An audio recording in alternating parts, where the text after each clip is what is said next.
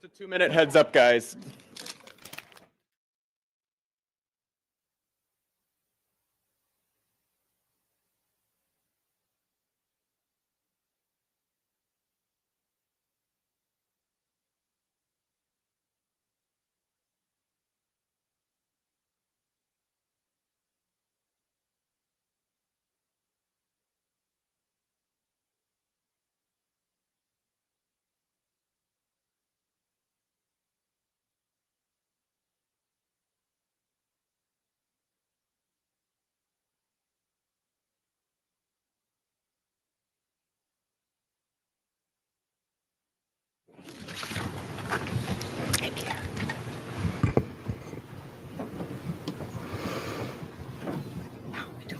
However you want to do it.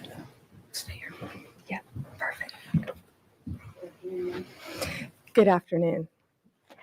Good afternoon. As you all know now, early this morning, Brian Cole Jr. was arrested and charged with placing the pipe bombs at the RNC and the DNC on January 5th, 2021. He has been charged with violating 18 USC 844, which is use of an explosive device. This investigation is ongoing. As we speak, search warrants are being executed, and there could be more charges to come. I'm going to let our U.S. Attorney discuss that shortly. This was the work of multiple agencies working together. This morning's operation was carried out safely and successfully. We know that there are so many issues when you're issuing search warrants. Dangerous things can happen, and this was carried out safely and securely thanks to all of the people standing around me. They have worked tirelessly on this. Today's arrest happened because the Trump administration has made this case a priority. The total lack of movement on this case in our nation's capital undermined the public trust of our enforcement agencies. This cold case languished for 4 years until Director Patel and Deputy Director Bongino came to the FBI. The FBI, along with U.S. Attorney Pirro and all of our prosecutors, have worked tirelessly for months, sifting through evidence that had been sitting at the FBI with the Biden administration for 4 long years. Let me be clear, there was no new tip, there was no new witness, just good, diligent police work and prosecutorial work, working as a team along with ATF, Capitol Police, Metropolitan Police Department, and of course, the FBI. We are working every day to restore the public's trust. We hope that today is a significant step towards that progress. We'll share more information when we can and when it unfolds. I cannot stress enough how hard Director Patel and Deputy Director Bongino have worked for months to make our nation's capital safer and to make our country safer. I'd like to introduce now Director Patel. Thank you, General. When you attack American citizens, when you attack our institutions of legislation, when you attack our nation's capital, you attack the very being of our way of life. And this FBI and this Department of Justice stand here to tell you that we will always refute it and combat it. We will provide the safest country the nation has ever seen under President Trump's leadership here. And that's what we did here today with great resolve on a case of massive public importance, as it should be. An individual who is now alleged to have placed multiple explosive devices to blow up multiple. You know what's fucked up? She's probably the smartest person on the damn stage. The smartest one on the stage. That's wild. Multiple people, multiple officials, innocent civilians is now arrested thanks to the brave men and women of the FBI and the interagency. I want to take a moment to thank the Metropolitan Police Department, the United States Capitol Police, our brave prosecutors, the Department of Justice, and our leader, Attorney General Pam Bondi, and U.S. Attorney Jeanine Pirro, whose relentless work on this case made this possible. As the Attorney General said, We did not discover any new information. What we did, an investigation spearheaded by the deputy director and the ADIC of our Washington field office, brought in a new team of investigators and experts, re-examined every piece of evidence, sifted through all the data, something that the prior administration refused and failed to do. As a result of that, we generated numerous investigative leads, executed. It's a win, but you're still losers. You're still losers. The whole thing, the whole stage. Multiple legal process with their U.S. attorney partners and came to this conclusion today. And that is why we were able to safely secure this individual into custody. Remember, we are dealing with an individual who is alleged to have made bombs. We cannot do this sort of takedown in haste because it endangers the lives of law enforcement. And this FBI will never allow the lives of law enforcement and our prosecutors to be put in jeopardy. This execution was flawless in terms of teamwork, resilience, and just a good old-fashioned way of police getting the job done. When you let good cops be cops, this is what happens. I'm eternally grateful to the team behind. I wish they would stop dick riding each other so much. It's always dick riding. Nobody cares. Just do your job. Dick riding everybody. Everybody come out polished up and shit. Just shut the fuck up about Biden and do your job. Behind me, to the leadership at the FBI who made this possible. But I do want to highlight when I introduced the deputy, he made this case and so many others, including Summer Heat, his priority to come in here and his panties got FBI on them. His panties. Shut your ass up, Tim Jones, Browning. Solve it for the American people. And today, I'm proud to stand here before you and say, we solved it. He will have his day in court. The American public and the world will learn even more information through the legal process as we have committed under this Attorney General. We are the most transparent law enforcement operation in U.S. history.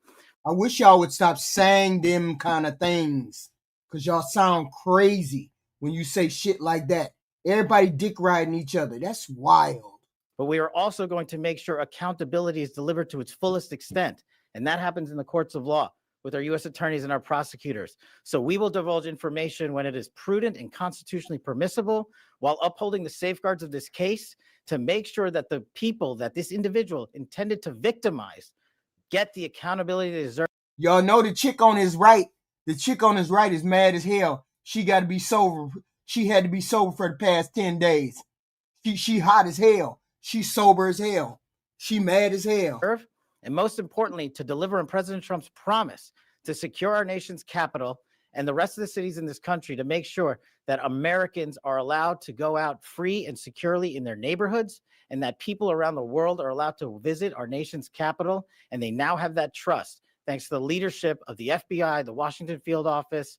And I'm honored now to introduce to you Deputy Director Bondi, who spearheaded this investigation.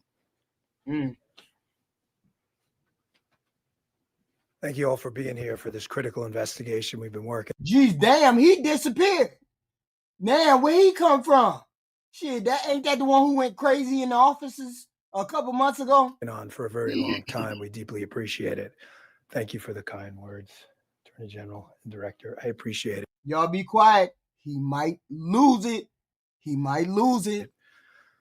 Folks, this is what it's like when you work for a president who tells you to go get the bad guys. Why the hell we got a dick ride? Just talk about the damn case, dummies. And stop focusing on other extraneous things not related to law enforcement. This is what happens. We had a great team. I know it's said a lot in this business. It was a team effort. It becomes cliche, but cliches are useful for a reason because they matter. And this was a team effort. The director and the attorney general emphasized that it was not a new public tip this came from. This was our internal work at the FBI. And I want to just really express my sincere. Why y'all be what the fuck? Emphasize that it was not a new public tip this came from. This was our internal work at the FBI. And I want to just really express my sincere. Make it make sense, Faithful. Make it make sense. I mean, why does it keep doing that?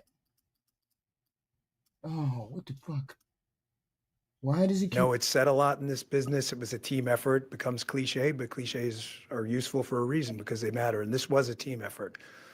The director and the attorney general emphasized that it was not a new public tip this came from. This was our internal work at the FBI. And I want to just really express my sincere Why do y'all keep doing this? cliche, but cliches are useful for a reason because they matter. And this was a team effort. The director and the attorney general emphasized that it was not a new public tip this came from. This was our internal work at the FBI. And I want to just really express my sincere. I'm going to be mad if he keeps doing this. It was our internal work at the FBI. And I want to just really express my sincere. Are useful for a reason because they matter. And this was a team effort.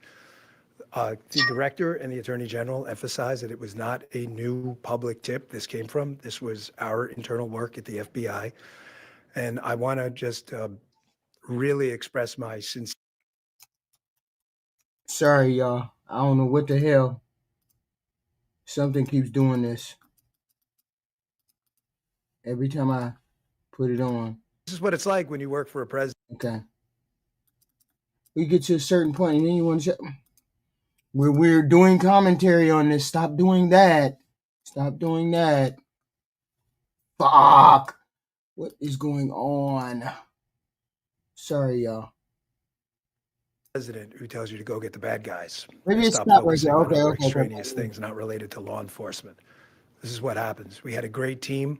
I know it's said a lot in this business. It was a team effort. It becomes cliche, but cliches are useful for a reason because they matter. And this was a team effort. The director and the attorney general emphasized that it was not a new public tip this came from. This was our internal work at the FBI. And I want to just really express my sincere. Sorry, y'all. Sorry.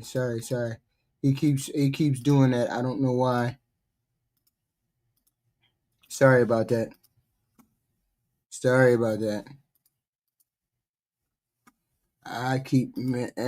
I'm sorry about that, y'all. Hold on. What the hell? Washington, relentless work on this case. Okay, hold on, y'all. Public tip this came from. This was our internal work at the FBI. And I want to just really express my sincere gratitude to this attorney general and this president for allowing us the latitude. I spoke with Ms. Bondi very early when we, maybe day 2, and I said, we're going to get this guy. And she said, yes, you are. And we did. I want to also thank, he's not here, but Deputy Attorney General Todd Blanche, who we deal with often as well, who could not have been more supportive. Whatever process we need, Judge Janine, Todd, and Attorney General Bondi, they were there. All you had to do, they were a phone call away. And their team was amazing. We actually never had to make that phone call because they were always responsive. Thank you, Judge, as well. You were amazing. Folks, you're not going to walk into our capital city, put down 2 explosive devices, and walk off in the sunset. Not going to happen. We were going to track this person to the end of the earth. There was no way he was getting away. Well, we didn't have to track him to the end of the earth. It wound up in Woodbridge, Virginia. I want to thank the team. They were amazing. They never let this go. Again, Attorney General Bondi, for your incredible support. Director Patel, Judge, I know they're giving me a lot of unnecessary credit, but make no mistake, they were intimately involved in this and were there for all of those supportive mechanisms. And all that shit was probably sitting right there on the desk of somebody, and you guys probably fired the guy. You let a lot of career officers and investigators. Y'all let a lot of them go, and you guys probably just picked up their investigative tools, investigative paperwork, all that stuff, and then y'all started looking at it, and then y'all found out they were ready to make a bust or ready to make an arrest already, and y'all just taking the credit for it. Ain't no way in hell you fired all them people in the FBI and CIA and all. You fired all them fucking people, and then y'all come up with the damn answer within a couple of months. Stop it. No, I deeply appreciate it. The man whose team did the work is the assistant director in charge of our Washington field office. Darren Cox. Darren's got some comments, and Darren has some more details on the case he can provide. So thank you all for coming. We appreciate it. Hi, good afternoon. I'm Darren Cox. I'm the Assistant Director in charge of the Washington Field Office. Today's arrest of the alleged DC pipe bomber is a momentous day for the American public, for the FBI, for our Joint Terrorism Task Force, or the JTTF, and our partners, the U.S. Capitol Police, Metropolitan Police Department, and ATF.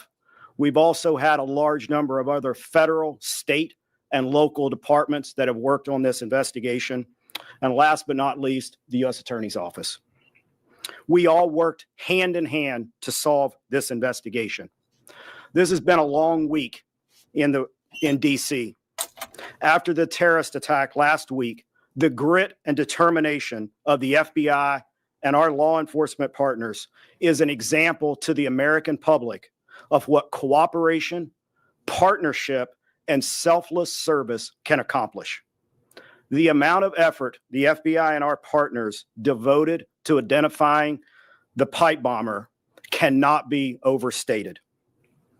It is the resolve and determination of our investigators that ultimately led to the identification and the arrest of this suspect. We all know pipe bombs are dangerous, not because of the potential loss of life, damage to property, or injury that they can cause, but also because they are tools that terrorize our community.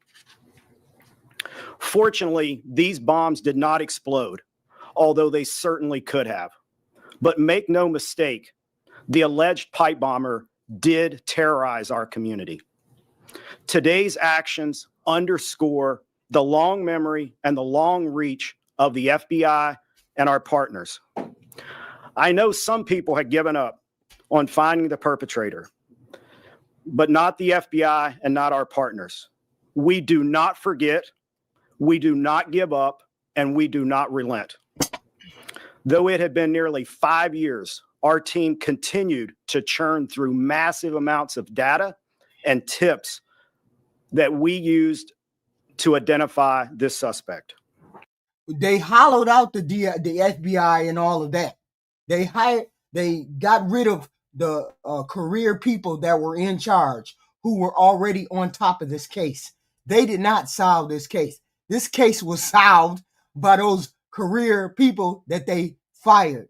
They just happened to find the paperwork. They were probably on their way to arresting this particular person, and these people just put A and B together. They make it seem as though, oh shit, we so smart, we figured this shit out in 10 months. Whereas other administrations couldn't figure this shit out in 4 years. You a motherfucking lie. They dick riding and they lying. I want to thank Director Patel and Deputy Director Bongino for their leadership and for providing us the resources and the personnel to reevaluate all of the data that we had. We dove into more than 3 million lines of data to come up with this suspect. Director Patel, Deputy Director Bongino, thank you for your support. Thank you for your passion. And thank you. Why everybody dick ride when they get on stage with these people? Why is it that this whole Republican radical administration, everybody got a dick ride? I don't understand it. If it wasn't for your leadership, if you weren't so smart, if you weren't leading us in the right direction all the time, what the fuck is going on? Thank you for your investment in this investigation. From me, on behalf of the investigators, the Washington Field Office, and all of our partners, thank you. I'd also like to thank Judge Pirro. Judge, yeah, and Frank, your Republicans really suck because you run this country into the ground. The radical Republicans this year have ran the country in the ground. Your team and you are out. I can't wait till we get in charge come November 2026. I can't wait. Absolutely amazing. You're the type of prosecutors and U.S. attorney that all of the investigators across the country want to work with. They're hard-nosed and they're aggressive. And thank you for that. I'd also like to thank the American public. the American public for providing tips and leads, not just on this case, but every day on cases across the country that are being solved by law enforcement. And finally, I want to commend all of the members of the Washington field office. We already know that you MAGAs are delusional. Stop saying dumb shit in the chat. Stop saying dumb shit. And if you really, really follow elections, you would know that you guys are going to lose seats. You would know that. But since you don't follow elections, you don't know that. Yes, we damn sure need a bath. And most specifically, the investigative team. Their diligence and persistence led to this arrest today. And they are absolutely, totally dedicated, not only to this case, but every case they work. So thank you, Washington field office. Last, I will say our work is not done. The FBI will continue to pursue every lead and use every resource that we have to ensure that the DC pipe bomber is brought to justice. Thank you. I know full well that you ain't in here talking about somebody's moral value, Dukatich, when your president is Patel. I know you ain't in here talking about moral values with this shitty ass president you got. You keep hearing the words partnership and team, and that's what we are. And we could not do this without our U.S. Attorney, Janine Pirro. Janine, from day one, has worked tirelessly. I told y'all Janine mad because she got to stay sober. For our country and for our nation's capital. It's my honor to introduce my friend, U.S. Attorney Janine Pirro. Thank you very much, Attorney General. And you have been listening to a lot of thank yous and a lot of gratitude. The reason that we're thanking each other to the Yeah, you're dick riding. It's called dick riding, lady. extent that we are today is because we have seen in this case an incredible collaboration. And you can always tell a MAGA when they get in here and start dick riding for the president and telling goofy lies that everybody knows a lie. Around the clock, in the middle of the night, it doesn't matter. We Yeah. call each other, we make contact, they need a warrant, they need something, someone wants legal advice. These are the men and women who never give. They dick riding. A lot of dick riding. Never trust Jesus. Look what the country did. The country trusted this Republican radical administration and they drug them down a rabbit hole full of clowns. Clowns, drunks, and murderers. This is what we entrusted the United States to you Republican radicals, and you pull us down a rabbit hole with drunks, thieves, and freaking murderers. Give it up. You hear about government employees, but I don't know if you really realize what it is that they do. They are incredible. And this case is big. 4 years, 10 months, and 28 days ago, an individual placed a bomb in the vicinity of both the RNC and the DNC. And for that amount of time, that individual evaded accountability. Today, as a result of the cumulative efforts of the men and women in the FBI and the police department and the Department of Justice, we are finally able to make an arrest of an individual by the name of Brian Cole. As the Attorney General, I ain't got no that's y'all problem. Y'all feel like it's TDS. The problem is we are not zombies. We ain't doing the zombie shit with y'all no more. We done with the zombie shit with y'all. The blue wave is coming. Y'all gonna be out of office. At least your president gonna be up on charges anyway. Now you got a murderer in your cabinet. Department of War or Defense or whatever the fuck they want to call him. He finna go to prison. And she drunk on the stage. Jesus. And y'all over here caping for this incompetent administration. General has indicated he is arrested for transporting an explosive device in interstate commerce, as well as the attempted malicious destruction by means of explosive materials. You know, folks, This case involved millions of pieces. I told you them people got deranged. They got blue wave. They got deranged syndrome. She said the blue wave petered out. Lord have mercy. And Trump's approval rating is at 35. Are you crazy? Of data. And it is a huge win because it was like finding a needle in a haystack. So much of this evidence was very specific, but a lot of it was also very general. For example, there were 233,000 black end caps of the type that were used in this case. I want you to think of. We know you drank the Kool-Aid darkness. You mean 38, but it ain't no 87. You mean 38, but it ain't no 87. About the fact that the FBI had to go through the sale of every one of them to try to find commonality with an individual, along with the purchase of the pipe itself, the cap ends, the wires, the steel, and the 9-volt batteries. Every one of those had to be mined and remined to the point where we were able to then connect. And then the average among regular people is a 35, 36 darkness. Your goofy people like that 8. And you know where it came? Average is 87. It came from 93. Why do you think it came from 93? 93 to 87. They ain't seen such a lower score on that side. Yes, that's not high. 87 ain't high. make no mistake, it was this administration, it was this president who made the decision that we were going to use all of our efforts to get it done, and get it done they did. Finally, let me say this. Today begins the formal process of accountability, where this defendant will begin his journey through the criminal justice system. And I pledge to you that the United States Attorney's Office will take this case across the finish line. See, the one thing we ain't going to do is lie about Trump's approval rating. Trump's approval rating is in the 30s.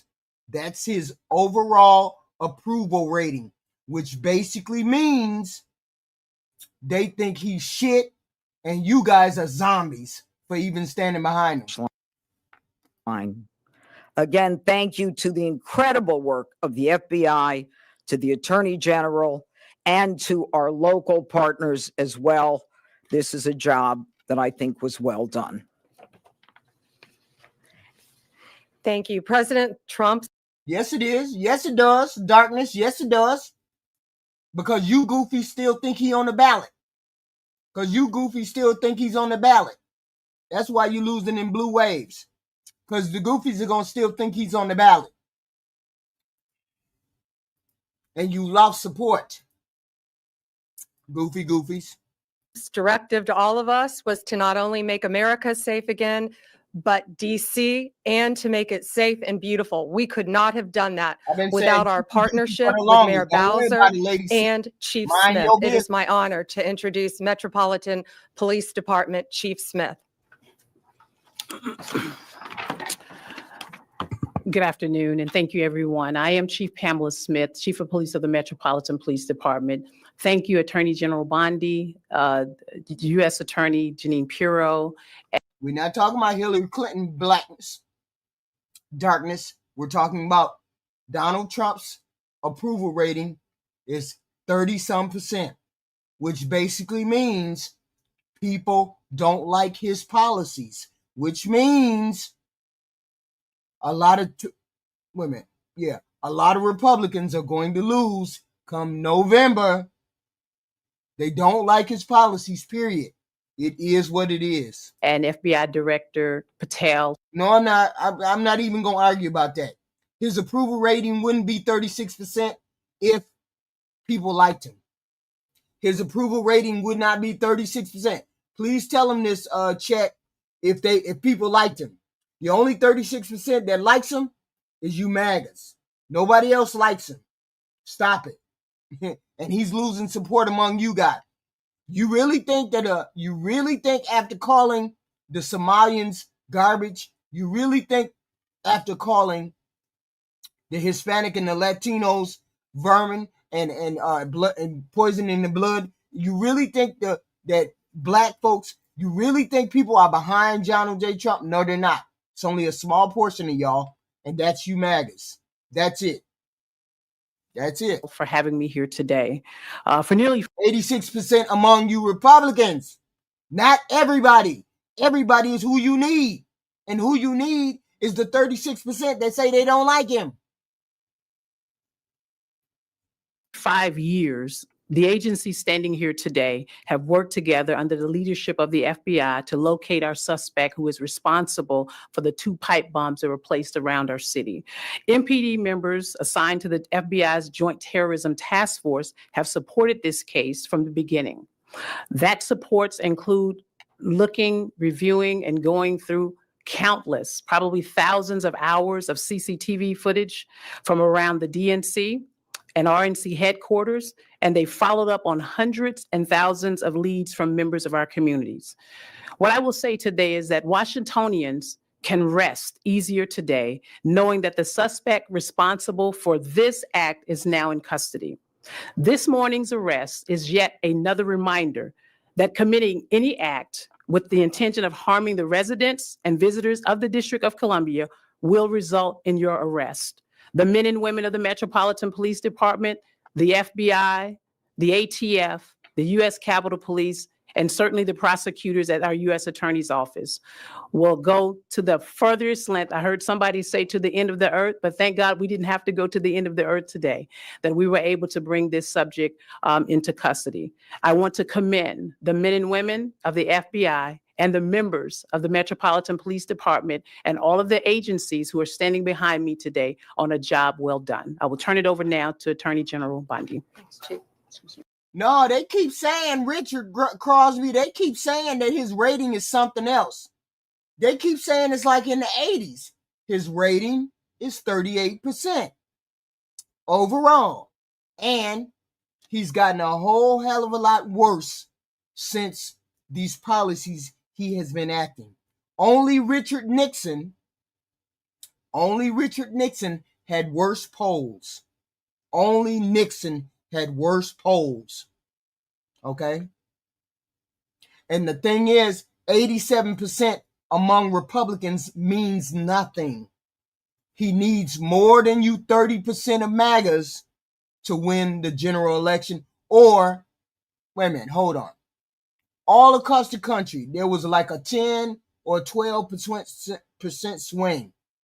Even if Democrats get a 6% swing, even if the Democrats get half of that, you guys are going to lose at least 30 seats in the House. At least. At least. Now start coping with that. We're going to take some questions. Just remember, as I said in the beginning, this is ongoing. It's very active. The search warrants are still being executed.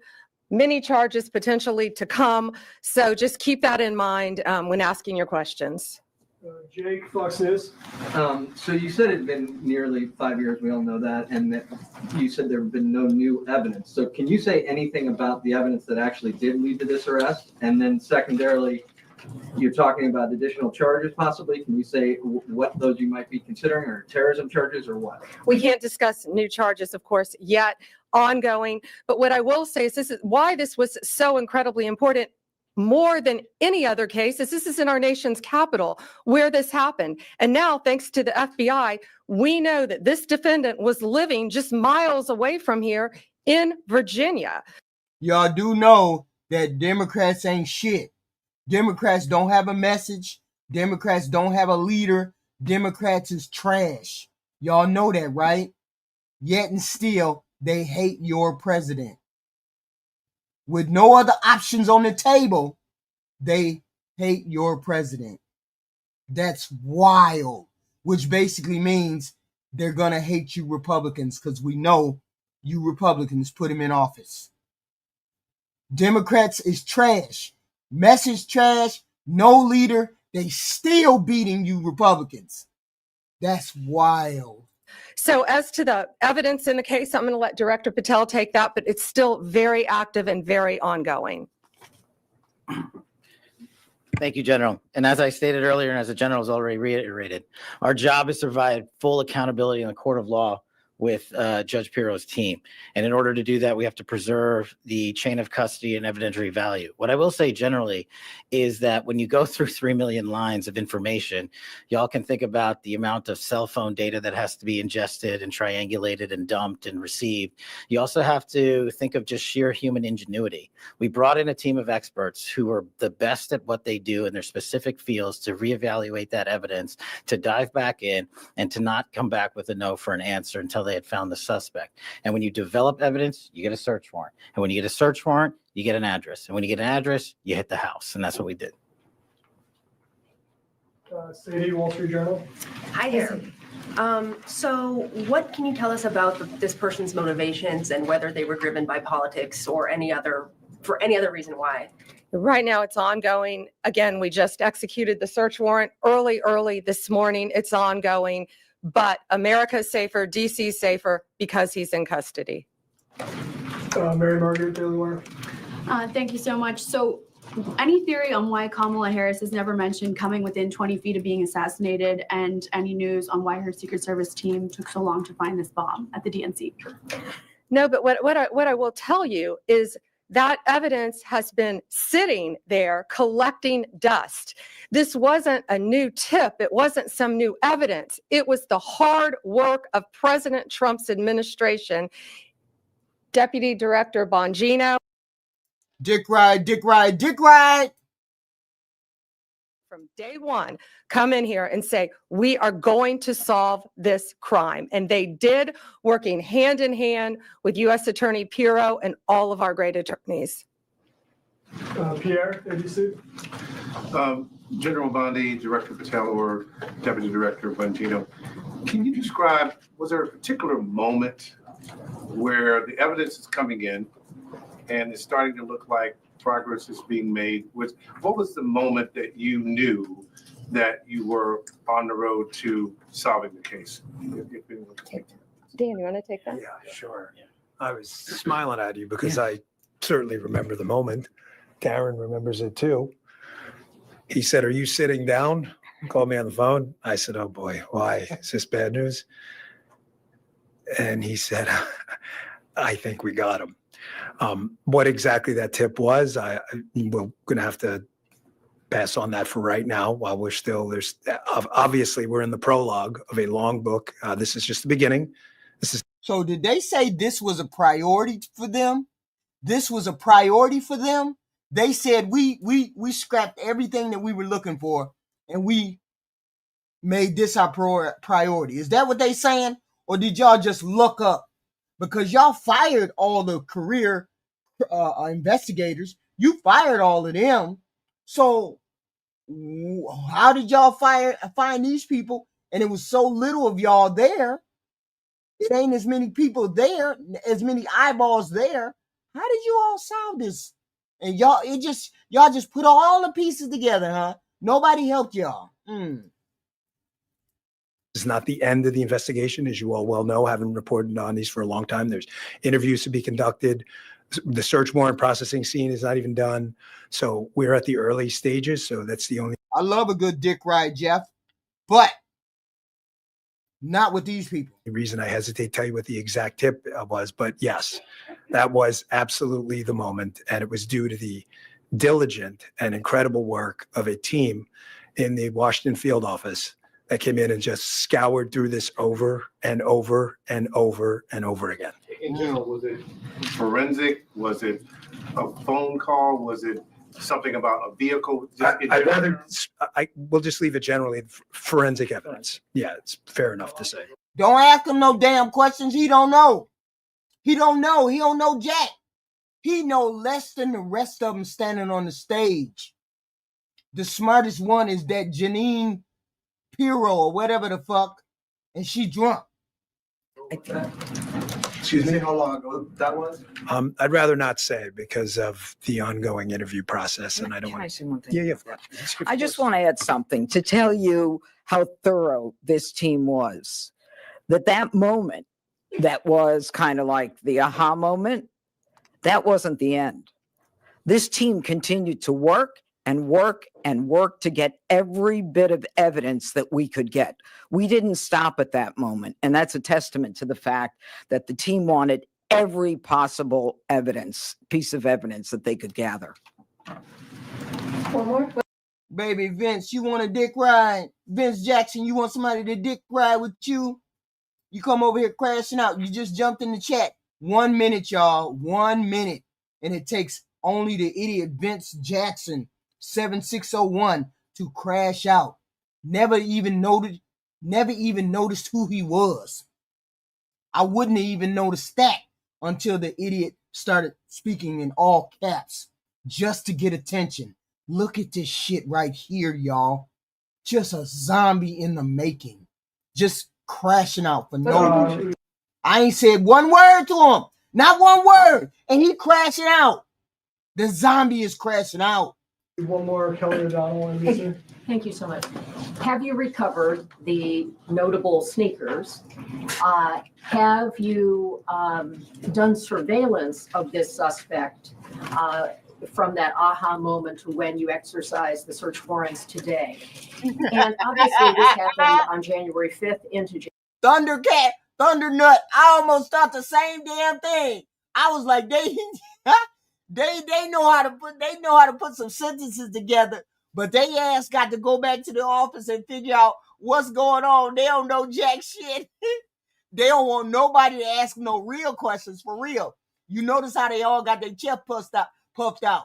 But when it come to evidence and knowing stuff, oh hell no, don't ask them no questions now. January 6th. How should the public look at this case separate from all of the cases related to what transpired on January 6th and the president's subsequent pardons? I'm going to let Director Patel take the evidence part. We have to be careful again. You've asked very good investigative questions, but this is ongoing, very active. But America should feel safer today. We say a pipe bomb. These are bombs. These were live, active bombs that were placed in Washington. You see how you see how these people are inappropriate, that they're giving out information that's inappropriate. Do y'all see that? Why are y'all continuing to talk? Just inappropriate at all. Just what is she talking about? In DC. Director. Thank you. This shows you how much detail you and the American public have paid attention to this case. Of course, we analyzed everything that you're seeing on this poster board and information that you will see through the formal charging process and court process.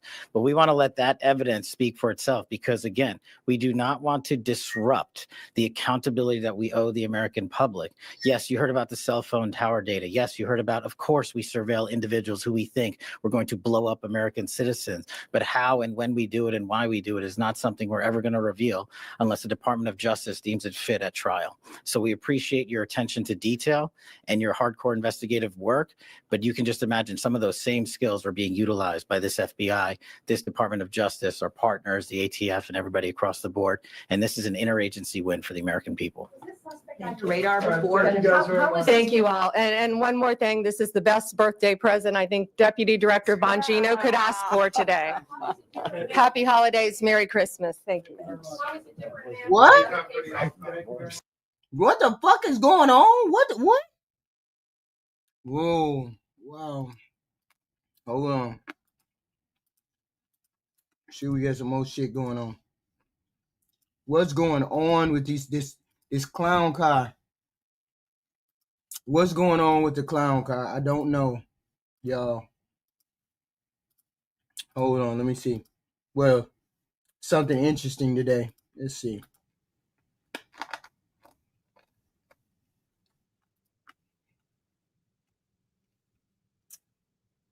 No, they ain't sounding happy. They gotta go back and make some shit up.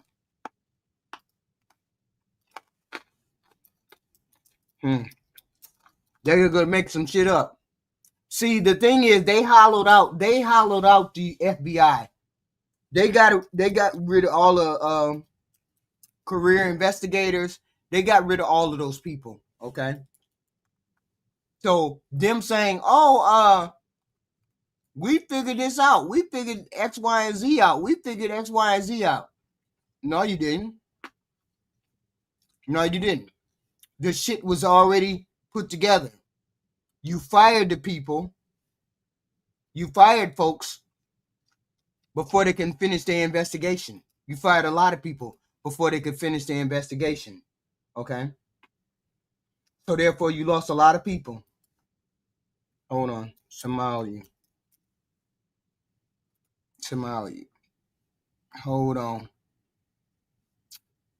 We talking about these people. Hold it. Why the hell are they on it? Why the hell are they on their ass? These Somalian people.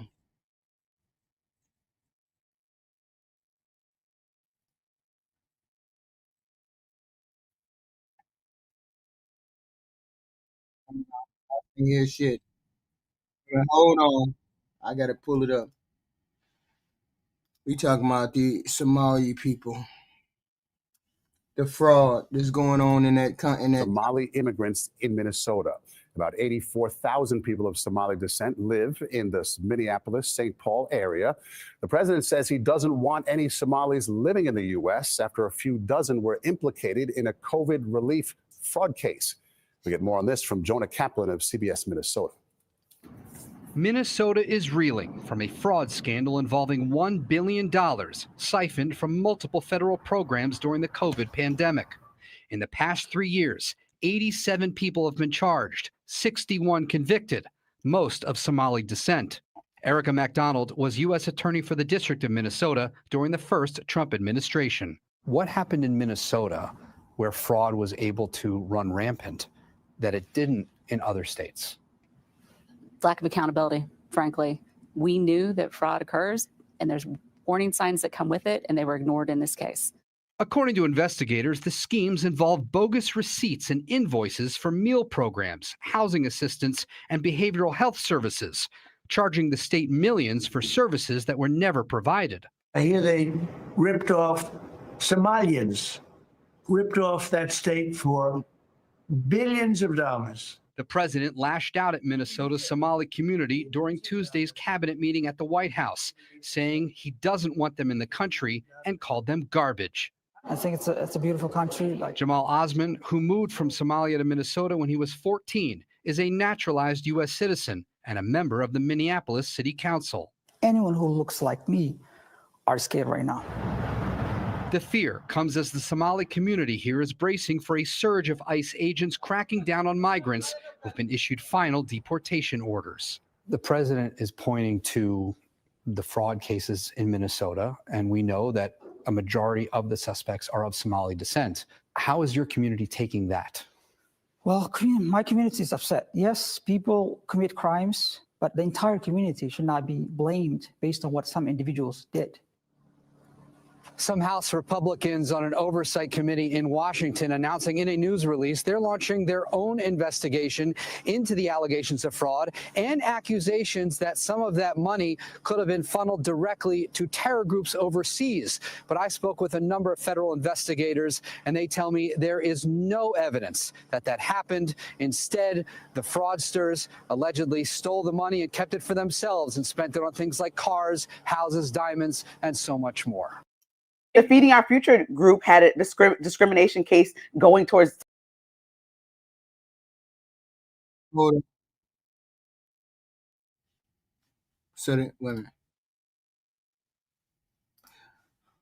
on. They held a press conference. They held a press conference. These people, which was the bad part. They held a press conference. And then got shown the goddamn door. The president showed them the goddamn door. Okay? So I know they was cold. I know this was cold. Take on. Here it is. Let's see that. Let's see that press conference. They mad now, y'all. This Somalian people mad now. Hold on. It is. Hold on. They mad now. Y'all ain't finna denigrate their name. They mad now.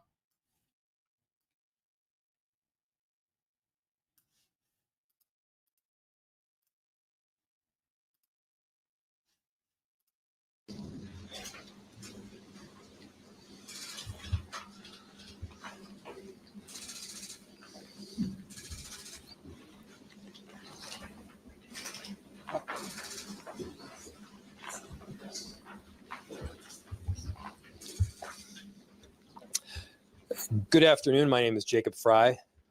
I'm the mayor of Minneapolis, and we are here to respond to a number of credible reports from several media outlets relaying that there are as many as 100 federal agents that will be deployed to the Twin Cities with a specific focus on targeting our Somali community. To our Somali community, we love you and we stand with you. That commitment is rock solid. Minneapolis is proud to be home to the largest Somali community in the entire country. They've been here for decades in many instances. They're entrepreneurs and fathers. They benefit both the culture and the economic resilience of our city. Targeting Somali people means that due process will be violated. Mistakes will be made. And let's be clear, it means that American citizens will be detained for no other reason than the fact that they look like they are Somali. That is not now and will never be a legitimate reason. For decades, the Somali community has added greatly to our city. The economic fabric, their hard work, their leadership, it has made Minneapolis. They are Americans, Debbie Bradley. They are American. Then you ain't no American then. What the hell you talking about? If they gotta go, you gotta go. You ain't from here. You wasn't. Your people wasn't from here. They people was from here just like your people was from here. What the hell y'all be talking about? A better place. We are not given advance notice or inside information about these kinds of operations. But here's what we can promise. We will not compromise our values here in Minneapolis. Our values and our commitment to the Somali community, to every community of immigrants and people in our city, is rock solid and will be unwavering. Our police, many of whom are Somali themselves, are trusted partners in keeping people safe. They will not collaborate with any federal agency around doing immigration enforcement work. Our city staff and our law enforcement will not ask the question as to whether an individual is documented or not. And by the way, there are more than 80,000 Somali people living in Minnesota. Almost all of them are both documented and citizens. And the city has worked with community partners who have compiled Know Your Rights information. And so here's what we know. You have the right to remain silent, and you have the right to a lawyer. You can refuse to sign documents until that lawyer is present. You have the right to not open the door unless a warrant has been shown. The city of Minneapolis provides free immigration legal resources. And if you or a family member or a loved one needs access to a lawyer, go to our website or call 311. I don't mind immigrants coming here. And we're going to work to be legal, or just have them be legal and or come into the country too. But telling people they got to get out because you think you have a right to tell them to get out, that's crazy. I want them to be documented. Get the criminals ones out. Get the ones who commit criminal crimes and shit like that. But don't be kicking out these hardworking immigrants. Make them legal. Give them a pathway to being legal. Y'all just saying get out. Y'all just wild, and y'all wasn't even. Y'all ancestors don't even deserve to be in. Work with our partners. Partners like the city of St. Paul. Partners like the state of Minnesota. To do everything to support our neighbors and to coordinate on any incident that happens. Obviously, this is a frightening moment for our Somali community. There have been many frightening moments over the last several months to our immigrant communities in Minneapolis. In Minneapolis, our diversity is diverse. People come from 1,000 different backgrounds, mentalities, and perspectives with one beautiful thing in common. They love our city and they're proud to call it home. And we're going to stand with them every step of the way. But we need to also be demanding better from an administration who is intent on targeting people and committing so much time, energy, and money to terrorizing certain groups within our community. That's not American. That's not what we are about. And we're going to do right by every single person in our cities. And so to our Somali community, Daman Shabka, Somalied Kunul, Minnesota, Garahan, Minneapolis, Waan, Ku Janilahai, Waan, Ku Gereb, Taganahan. We love you. We stand with you, and we aren't backing down. With that, I will turn it over to the Mayor of St. Paul, Mayor Melvin Carter. Thank you, sir. Thank you. Good afternoon. I'm Melvin Carter, the Mayor of the City of St. Paul. As Mayor Fry just said, we are hearing credible information around a convergence of federal law enforcement officials, federal agents coming into our community with the intentionality around targeting our Somali community. Just earlier today, we saw, sadly, the President of the United States open his mouth to take a whole group of people, a whole country of people, and denigrate just based on where they come from. And somehow we found ourselves to a place where that doesn't surprise any of us. But when the mayor said the word un-American, it rang true to me. I grew up celebrating in America and learning about an America who prided ourselves on being a beacon that drew people from other places. I grew up in an America that prided itself on being a country of immigrants, that prided itself on the fact that people from other countries would look across a whole ocean and say, that's where I want to be. It seems that what we learned was that we've prided ourselves, and we have decades and generations of priding ourselves on being a beacon for immigration from Europe. I mean, it seems to many of us like the darker skinned the immigrants who come to our country are, the more our posture on immigration as a country has shifted. That's un-American. That's concerning. And I get particularly concerned as someone who, we work all day, every day on public safety and keeping our communities safe. And all of you have heard me brag about the public safety outcomes that we're achieving and that we're really proud of. And we've understood and embraced an approach to public safety that isn't about pitting our officers or law enforcement against community members, but figuring out how to get our officers and our community members working together on the same side of the table as much as humanly possible. And so when the last thing that we need is federal Peter, it's about skin color. Agents coming here, pretending that we should be afraid of somebody just based on the color of their skin, just based on what they look like, just based on what country their ancestors claim as honor as a motherland. The last thing that we need is federal agents coming to town attempting to turn us against each other, to turn us against ourselves. The last thing we need is federal agents coming in town to create chaos and challenge.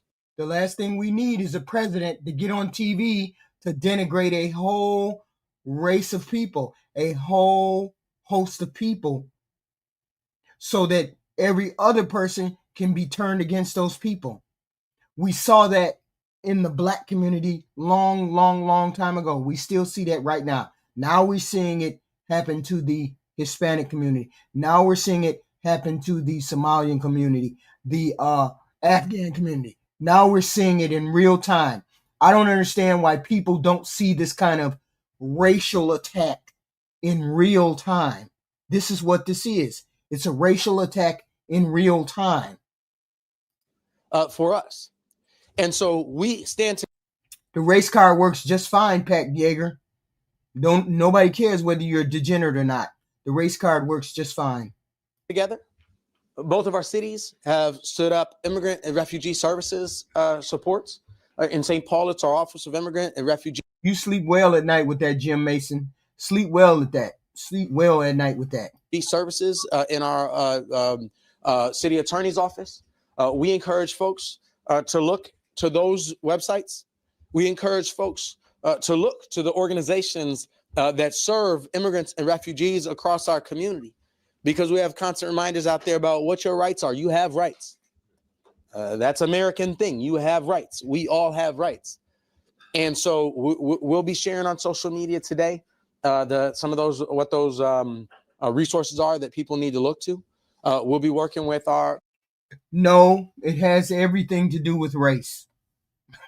Everything to do with race. Police department to ensure our capability of facilitating peaceful protests, as I imagine we'll see some people who will want to stand up and say that we disagree with this federal targeting. And just like Mayor Fry. Because we didn't hear nothing about what the Cuban people did. We didn't hear nothing about no Cuban people robbing folks and ripping folks up. We didn't hear nothing about them. We didn't hear nothing about who is it? The Afghan people robbing and X, Y, and Z. We just heard of one. Because if it wasn't about that, then why is all of them getting denigrated? And they ain't did nothing. Okay. It works just fine, Pat Yeager. It works just fine. You're the one who brought it up. It works just fine. Just said, we in St. Paul celebrate our large Somali community. Yeah, that's all we do have is the race card. And only people that are MAGA keep saying that's all you have is the race card. Your president, your shitty president, shitty ass president, and I keep saying he's a shitty ass president and a shitty human being, is the one who brought race into it. Your shitty ass president did that. Nobody else brought it in there. Nobody else did. The minute he walked his ass down those escalators and said, these Hispanic people are poisoning the blood of our land, he made it about race. He made it about race. He always makes it about race. That's what you goofies don't understand. Zombies don't understand it. We can't explain it to zombies. Your president made it about race. It is what it is. We celebrate the contributions that our community has made to in every aspect. Kim, I got one question. Are you black? Whether that's education, whether that's public service, whether that's public safety, whether that's our economics and local jobs, we celebrate that. Our community would not be the same without it. And so we continue to stand with the members of our Somali community. We continue to stand across. With what? Because I know you're not over here talking goofy and you got black anything in you. Municipal boundaries and across communities to say that the Twin Cities is not a place that tolerates or embraces hate. To say that the hateful and damaging rhetoric that we're hearing from Washington, D.C. right now is reprehensible. And it is not something that represents who our community is. Shut your ass up. Shut your dumb ass up, LGBT. I know that you ain't over here talking about nothing, trying to cape for nobody in this administration. I know that you ain't. I don't play the victim card. Wow. Shut your ass up. Just stay in the chat. Or who our country can be. And we call on our. No, I didn't say you had to be black to understand. See, you said that. I didn't say that. Selves. I call on myself in the face of hatred, in the face of division, in the face of what seems to be a strategy centered around. I don't even understand why we're having a conversation about who plays the race card. I don't know why we having a conversation about that when your president plays the race card all the fucking time. And these goofy people, even, what is it? Kim Berry, goofy mixed girl, even goofy mixed girl heard the president say what he said yesterday, on top of the fact that the Latinos didn't do nothing wrong. But yet, no, somebody said it's not about race, it's about you stealing from the community. And I said, the Hispanics didn't steal from the community. He came down the elevator and said this about the Hispanic people. He didn't say anything about stealing, the Hispanic stealing, and they're not the majority of people stealing, but yet and still they're denigrated like that. And just because, oh, wait a minute, let me clue you in. Let me clue y'all in. Let me clue some of you goofies in. Just because I say black or white doesn't mean I'm playing the race card. Right? Let's follow the bouncing ball. If I say, are you a black girl or a white girl? Oh, you're a mixed girl? Oh, that doesn't mean I'm playing the race card, goofy. That just means I'm clarifying what priorities you may or may not have, goofy. So that has nothing to do with the race card. Playing the race card means you a black motherfucker. That's a playing the race card. I'm not playing the race card. Please understand the difference. That's the problem. Just because somebody mentions race doesn't mean they're playing the race card. Unintentional chaos, to lead with listening, to lead with compassion, to engage with humanity, and to ensure that we are. Yet we know it is because your president is the one who brought it into the atmosphere. Every single day, modeling the type of behavior, the type of approach, and the type of humanity that we sure wish our federal our federal representatives in Washington, D.C. would follow suit. We have the capacity as a local community to be that loving, incredible place. That's who we are. That's what we are. And that's certainly something that we don't need federal agents coming and disturbing. Thank you all for being here. And with that, I think I'm turning over to Councilmember Ross. Oh, I'm sorry, to Councilmember Ross. Thank you. Good to see you, sir. Good afternoon. My name is Jamal. Yeah, release those Epstein files. Release those Epstein files. Let you goofies want to be in my chat. Why don't y'all write to y'all senator and y'all congressman and make sure that your pedophile friend who hung around with pedos, why don't you make sure he releases the Epstein file? Why don't y'all do that? Jamal Osman. Shut up talking about race. We can skip race. All of us can skip race as long as they release the Epstein file. Let's release the Epstein file. Let's see how many times Donald Trump name is in there. I heard it was over 1,600, but that's just me. I am the council member of Ward 6, someone who represents the largest East African community in Minneapolis. I am proud to say I'm a Somali American. This country welcomed me and my family 26 years ago. It has provided me a life that I did not have in Somalia. We came here and we are thankful to be here. I've been educated here, got the opportunity to serve my community. Doesn't matter whether they were friends with Epstein or not. You're goofy, your president, your corrupt president who needs to be impeached. Him, you know that one, him who falls asleep in meetings. Your corrupt president is the one who was friends with the Epstein. He was actually dating the same girl as her. Dating the same girl. They were actually dating the same. Yeah, they were actually dating the same girl, right?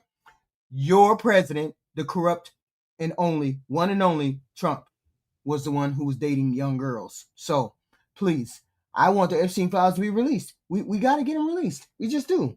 Because we want to see. Community to be a council member. I know many families are fearful tonight. They are. But I want you to know that City of Minneapolis stand behind you as the leaders, both. Thunder Nut, they show is. They the super police today, Thunder Nut. They the super police today. Then ain't gonna have nothing to say when the files get released, and all the pedos gonna be right there to be exposed. Then they ain't gonna have no way to arrest folks. We don't know how to arrest folks. The statute of limitation, we can't do nothing about it. Watch they come up with all kinds of shit. You right, Thundernuts. You right. They got to come up with a script. You right. The chief and everyone that's standing behind you. Stop telling that lie, Donald Y41. She didn't marry her brother. She didn't ex her brother. Stop telling that lie. She's already debunked it 3-4 times. You see how people just come and say any old thing? Don't have no proof. My boyfriend, my brother's cousin aunt said that she married her brother. So it's got to be true. She already debunked it 4 or 5 times. She was not married to her brother, never was married to her brother. The man she was married to wasn't her brother. No, I don't need any kind of proof. I didn't claim that she married her brother. You did, Goofy. Are here to stand with you. Our community has lived through. You already debunked that. It's already been debunked. Listen, it's already been debunked. Fear in the past. And we're not going to let us divide that. You didn't have to debunk it. You can find news organizations. You can find news organizations. We already know. We don't listen to that kind of garbage. We're going to stay informed. We're going to stay safe, and we're going to support each other. We will continue to working our partners on the ground so residents know their rights. Every fucking excuse, Thundernut. Every fucking excuse not to release the files, to have the files redacted. Donald Trump name gonna be scratched out of every page, and he gonna be on every page damn near 4 or 5 times. They gonna make sure that he don't come up. They caping for the pedo and his friend. They caping for the pedo and his friend. They caping hard for the pedo and his friend. They know where to turn for help, and we know that Minneapolis will not abandon. One of the thing I do want to say, and obviously everyone knows that our president is racist, xenophobic, Islamophobic, and we are going to fight that. America has a history of fighting and stopping those kind of individuals who continue to divide people and divide communities. Many Somalis that live in this community are working at your groceries, working at your hospitals, delivering your babies, they're doctors. They are very successful individuals. Now I would like to switch into Somali to speak to my community. Assalamu alaikum. Okay, we're going to skip him because he's speaking the language we don't understand. Good afternoon. My name is Brian O'Hara, BRIAN O''HARA. I am the Minneapolis Police Chief. I know the recent reports that are circulating among the media are concerning. I just want to be clear. We are not confirming anything that has been in any of these reports, and we don't have any official information ourselves. What we are aware of is what has been happening in our community. And our involvement, the mayor's leadership on that, council members and other elected officials in the city did not start today. That's been going on. The fear that the community has been experiencing, immigrant communities have been experiencing in this city is real. I have been meeting with pastors, imams, business owners that are having a real impact in our city. People are afraid to go to church. They're afraid to go to worship. They're not spending money at a lot of our immigrant businesses in the city. And from a public safety perspective, the fear of people to cause the police is something that to call the police in a time of need is something that harms everyone. We don't need that. If people are able to prey on certain people in our community, to victimize them, to rob them, because they think those folks are less likely to call the police, that makes everyone in the city less safe. It does absolutely nothing for public safety. So I just need to be clear, as our mayor has stated, the Minneapolis Police Department does not work with federal law enforcement for the purpose of conducting immigration enforcement. We don't provide information to federal immigration authorities. We don't ask people about their immigration status. Our mission is clear: to protect life, to uphold the law, and to maintain safety for all people in our communities. Over the last 24 hours, I have addressed every roll call in this city from last night into this morning, not because of these news reports, but because I have been concerned. Both over the weekend, we've been getting reports, increased reports of immigration-related activity from members in our community. We can't verify that, but we know people in the community are heightened. And we also know that there have been incidents more recently, 2 very recently in St. Paul around immigration enforcement.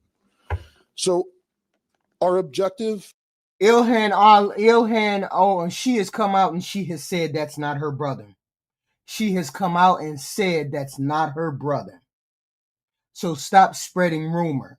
You know, goddamn well, you heard it from rumor. She came out and said it was not her brother. Is straightforward. As a police department, I want to try and minimize our officers' exposure to any of that type of enforcement activity and only respond when there is a legitimate public safety issue that we are responsible to our community to provide. And that means when there are threats of violence, when there is actual violence, or when there's property destruction. In moments like this, I know the tensions are high. I know how real the fear is in our community. People are going to want to speak out, to protest, and to exercise their First Amendment rights. Those are the rights of everyone in our community. And I want to be clear that we will absolutely defend people's rights to do just that. I also ask that if demonstrations do happen around any type of immigration raid, that they remain nonviolent so that we can keep everyone in our community safe, so that we minimize the risk of any tragedy happening or the immigrant communities that are already suffering to suffer that much more if there is destruction in our neighborhoods. Our officers are committed to serving a diverse city. Mayor, a council member referenced, you know, we have many officers who themselves are immigrants, and many of us are deeply connected to the immigrant community in our city. With that, we are also working around revisions to our immigration enforcement policy. That has been in the works for weeks. We've obtained feedback from community and community-based organizations, and we will be issuing additional guidance this week to our officers, again, to try and address some of the issues that we're seeing nationally, and to provide clear guidelines to our officers. With that, I'll turn it back to our mayor. We'll open it to questions. Just to be clear, you know, these 100 agents are on the ground and they call it the crowd control. Will both cities, Minneapolis and St. Paul, continue to send officers for that capacity? I was talking to Mayor Carter about this just recently, and here's the thing. Our police officers are not ICE agents. They will not cooperate with ICE agents. But the presence of ICE agents doesn't suddenly make our police officers not police officers. That's what Mayor Carter said to me the other day, and he's exactly right. Our police officers have an obligation, first of all, not to enforce federal immigration law. That is not their job. I want our No, they really laugh. They really are laughing at this president. They really are. Our police officers keeping people safe. I want our police officers responding to violent crime. I want our police officers preventing homicides and carjackings and shootings from occurring in the first place. You know, no, there's no documentation. I already went through 3, 4, 5 rabbit holes yesterday about her being married to her brother. She is not married to her brother. She was married twice. And the first one was not her brother, and the second one was not her brother. Y'all just be saying shit. She wasn't on no TV saying she was married to her brother at all. She said, my brother in faith and religion, not my brother. Y'all goofy. Just no, they be laughing at you. They be laughing at your president. They be laughing at your president. They don't be laughing at the Democrats. They be laughing at you. Like right now, they all laughing at him right now. He over in the Congo and they rolling about his ass. You know what I don't want them doing? I don't want our police officers spending a single second hunting the Sure I am, Rick. Sure I am. Zombie boy. Zombie. Yeah, I get real ghetto. I love it. What is ghetto exactly, DV Law, L Dog? What exactly is ghetto? father down that just dropped his kids off at daycare. Yes, Tom, and you're a zombie, Tom Leary. You're a zombie. I'd rather be a dumbass than a zombie. Who's about to go and work a 12-hour shift. I love who it. happens to be from Mogadishu or who happens to be from Ecuador. That man makes our city a better place. That man is a valued resident of our city and someone who we're proud to have him call Minneapolis and or St. Paul home. You know, our police officers do respond to 911 calls. And there are instances where they will have to escort an ambulance. There will be instances when somebody will call 911 reporting a kidnapping. Many times those calls do in fact come in even during some form of federal raid. So the presence of ICE doesn't mean that our responsibility to keep people safe stops. It means that we have to be there to protect people, to protect property, and to save lives. That job doesn't get thrown in the garbage simply because the actions of the federal government happen to be garbage themselves. Please. If I can respond to that, you know, what we need is a law enforcement presence that's a stabilizing and reassuring presence. Our law enforcement presence ought to make people feel more safe, less fearful, that's the word that you use, and help us facilitate safe outcomes in our community. That's the problem with what we see from the federal government right now, is that we're seeing federal agents operate in communities across our country, not just St. Paul and Minneapolis, but in communities across our country in ways that certainly by impact, certainly have the impact and actually seem to have be designed. She said she didn't, and I'm going to believe her before you. All day before you. And for the purpose of making people more fearful and making people feel less safe in our community. That's a subversion. The problem is in St. Paul and in Minneapolis and all across the country is that we see federal agents showing up. And like I said, it feels to me intentionally, but whether it's intentional or not, federal agents showing up in communities across this country and having the impact of making people feel less safe, of making situations feel chaotic. And it is the responsibility of our police officers to... No, I believe her because you're a moron. I believe her because you're a moron. Why would I believe you? respond to unsafe and chaotic situations in our community and help to try to be a stabilizing presence. And that's what I said earlier, and I think Chief O'Hara acknowledged this as well. And the truth is, you can interrupt me if you like. I don't even actually like the phrase crowd control because our goal has to be what I said at the beginning, to be a stabilizing presence, to be a reassuring presence, and as you've heard many people say today, to facilitate, not control a crowd, but to facilitate the crowd's ability to safely express their First Amendment rights. Now, one of the key things to that is we have people across this metro area who've been trained as peaceful interveners, people who've been trained as witnesses, as people who've been trained to be able to help be organizers. And you know, when we show up to those, nothing but names, Thundernut. Nothing but name. They come into my chat, calling me names. That's wild, and no proof. Just all bluster, all chest out. Don't have nothing to say. Just what? Hey, y'all. Y'all know that Melanie was right there in the mix partying with Ghislaine and Epstein, right? Y'all know she was in the mix partying.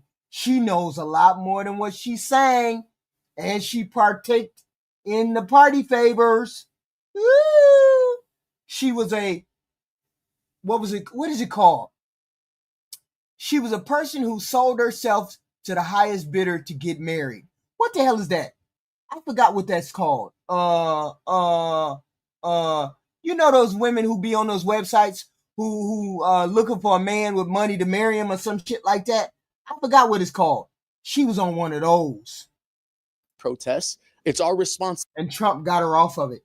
Responsibility to help enforce and follow the norms that help to keep that a peaceful protest so that we can do our part as well to help be a stabilizing influence. And that's sort of what I was talking about when I said, we have to do the opposite of what they're doing. Sadly, we live in an era where we have to find all of our ways, whether that's community members, whether that's protesters, whether that's elected leaders, whether that's our brothers and sisters in uniform. We all have to find ways to help stabilize things that it feels like our federal government and our president of the United States are intentionally destabilizing. Yes, we need our officers to be helpful to be stabilizing presence in those spaces and in all of our spaces in our community. Thank you. Do officials in each city currently have an open line of dialogue with the Department of Homeland Security just to get a basic sense of what you are responding to when the police does in fact end up going to these scenes? Or are you essentially showing up blind at a chaotic confrontation? Can you repeat the questions? I will. Yep. So the question, Ernesto's question was, do officials in our city have communication with the Department of Homeland Security so that when these large-scale raids happen, we're not going in blind? So we do work with federal law enforcement literally every day around violent crime, around people smuggling fentanyl into the country, gang violence, those types of things. That is a part of our job. But our officers that do work with federal law enforcement have very clear directives, and federal law enforcement is aware that we absolutely will have nothing to do with anything related to immigration enforcement. So as you are aware, the one instance that we've had in this city, we were caught by surprise because of that. But yes, on a day-to-day basis, we are still working with federal law enforcement to prosecute people that are carjacking people in this city, that are involved in gang violence, that are involved in smuggling drugs and shooting people. That still happens. But no, there is no communication around immigration enforcement.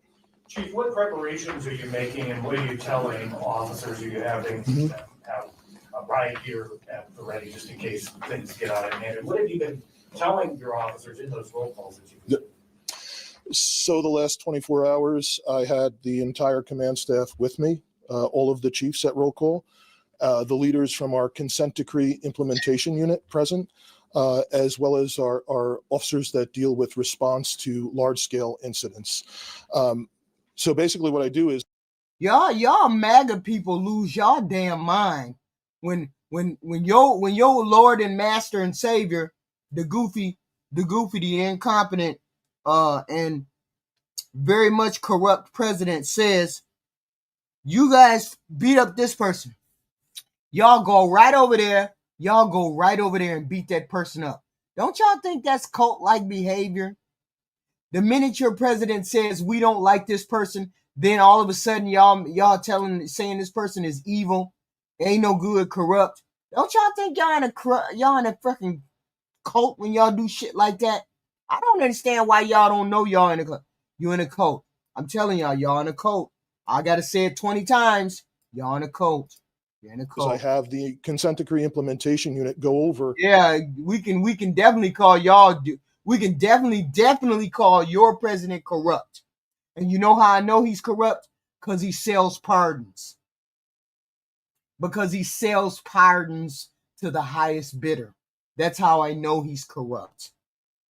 The city and the police department's policy around immigration enforcement to ensure everyone is abundantly clear where the guardrails are and to talk about additional guidance that is coming out. Additionally, we have our folks talk about from a tactical perspective, obviously because we're not going to get involved in legitimate First Amendment activity, but if something becomes a life-threatening emergency with a large crowd, ensuring that there is a plan beforehand, ensuring that our officers are aware that, oftentimes there's multiple agencies involved in these things, and we're finding out after the fact, ensuring that our officers are aware that they're only going to take orders from people appointed over them in the Minneapolis Police Department, and ensuring that there is a plan if we. And you know that mofo show, you talk like, well, typical Republican retarded zombie, but you sound like a zombie though. I sound like a typical liberal, but you sound like a zombie. And I'd rather be a dumbass liberal than be a zombie. That's for sure. Because a zombie only follows their master's voice. They hold their arms out, they open their mouth, their eyes glaze over, and they believe everything somebody whispers in their ear. I'd rather be a dumbass than be a zombie. And you guys are zombies. That's wild. Just zombie land. One last thing before we go. It is hard to comprehend what the President of the United States said today about Somali people. After lashing out at Governor Walz and Congresswoman Ilhan Omar, President Trump unleashed a tirade on all Somali people, calling them garbage, and then going a step further. Hear it for yourself.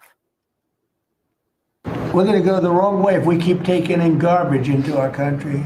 I don't want them in our country, I'll be honest with you. Okay? Somebody would say, oh, that's not politically correct. I don't care. I don't want them in our country. Their country's no good for a reason. Their country stinks. He don't care because he already got the goofy vote. He already got the goofy vote. He don't care what none of us think. He don't care what you MAGAs think. He don't care what regular people think. He got all your vote. That's all he needed was your vote. That's all. And we don't want them in our country. Hearing that makes it all the more believable that Trump will send ICE and the Department of Homeland Security here, as has been reported, to target our Somali community, which is the largest in the United States. And the vast majority of Somali folks here are American citizens. They're people who fled war in their country as refugees to start a new life. Once upon a time, that was a... People got champagne ready. Champagne on ice. Waiting. They got champagne waiting on ice. Story America liked to tell about itself. Hell, it's emblazoned on the Statue of Liberty. Give me your tired, your poor, your huddled masses yearning to breathe free. To breathe free. Minnesotans by the thousands cannot tonight. Perhaps sitting in fear, even with legal status, and that their president called them garbage. We'll see you tomorrow night. Yeah, that their president called them garbage. Yeah, y'all president. Yeah, he called you garbage now. And then the MAG is still saying he got 80 cent approval rating. Yeah, only in their mind. Capitol Hill, talking about those closed door meetings between a Navy admiral and senior lawmakers. So the meetings are high stakes. They're also classified. Admiral Frank Bradley will answer for a deadly September 2nd boat strike after a first strike on a suspected drug boat did not quite finish the job that Secretary Pete Hegseth ordered him to do. Republican and Democratic lawmakers drilling down on what happened after a Washington Post report claims that Hegseth ordered commanders to kill everybody. Hegseth called the Post reporting fabricated and inflammatory.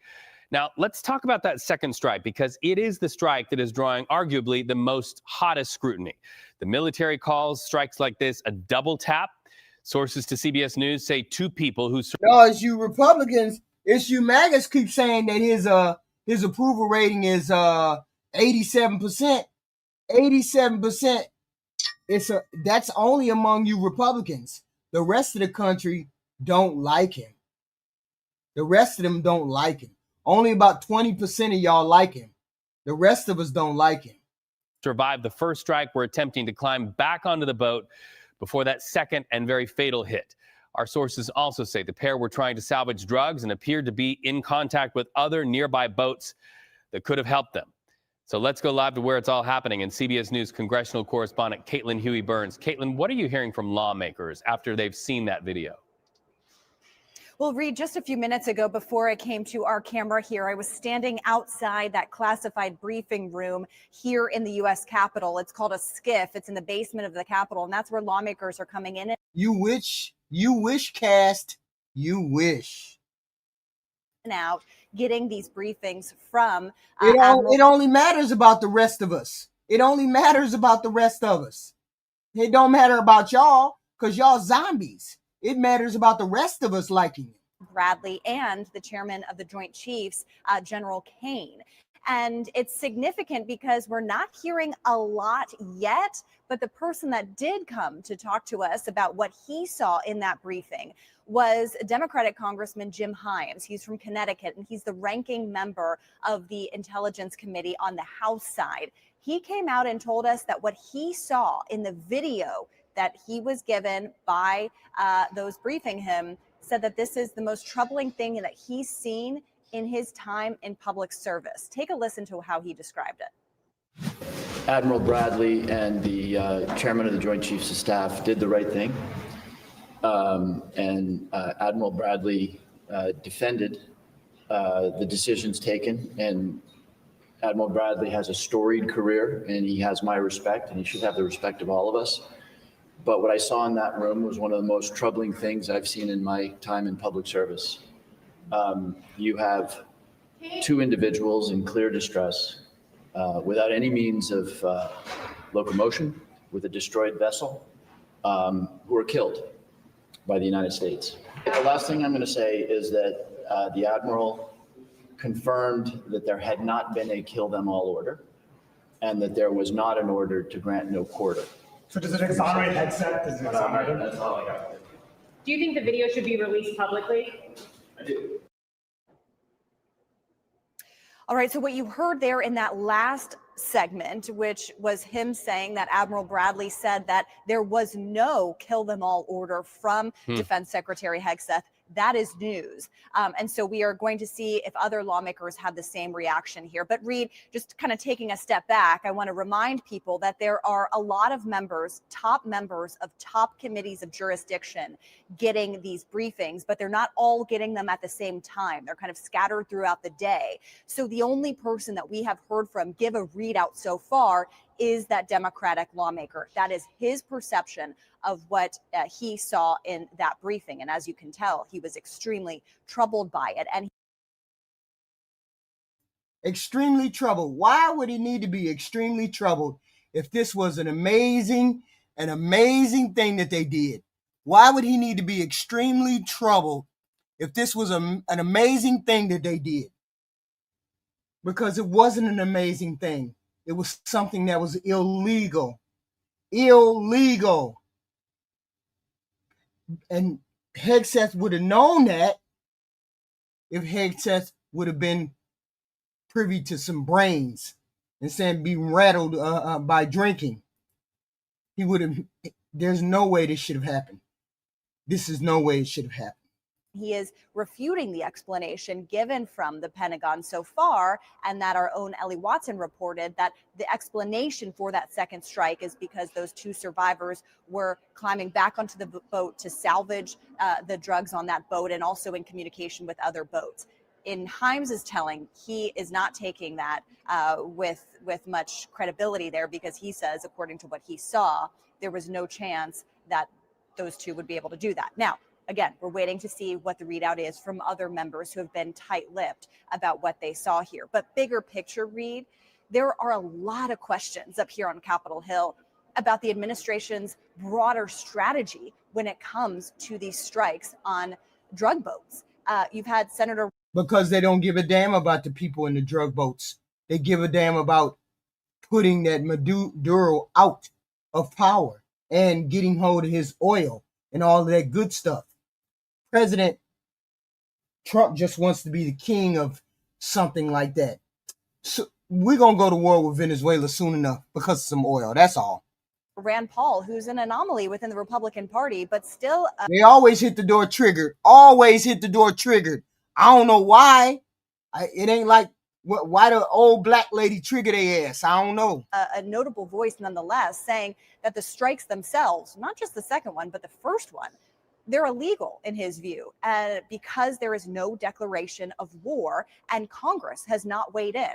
So Senator Paul and 3 other Democrats have introduced a War Powers Act that says the administration can't conduct these strikes without consulting and getting the approval from Congress. We'll see if that gets anywhere. It probably won't, but we'll see whether that gains any momentum after these briefings. But the bigger picture here is that lawmakers want to know what the strategy is.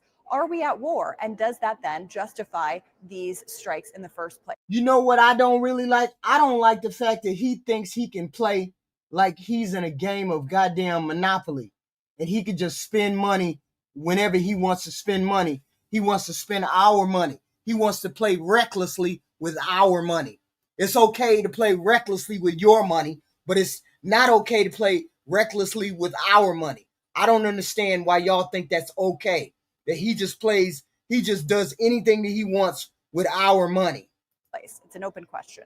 Right. And Caitlin, I have to go back to that moment that really is going to be breaking news and forming our dinner time headlines. And that's the lawmakers saying that the admiral said there was no kill them all order, which has really come from earlier reporting that really blew the lid and brought the scrutiny to this in the first place. So let's look at what could happen next. Of course, Sandra, honey, they already established that he made the call on the boat.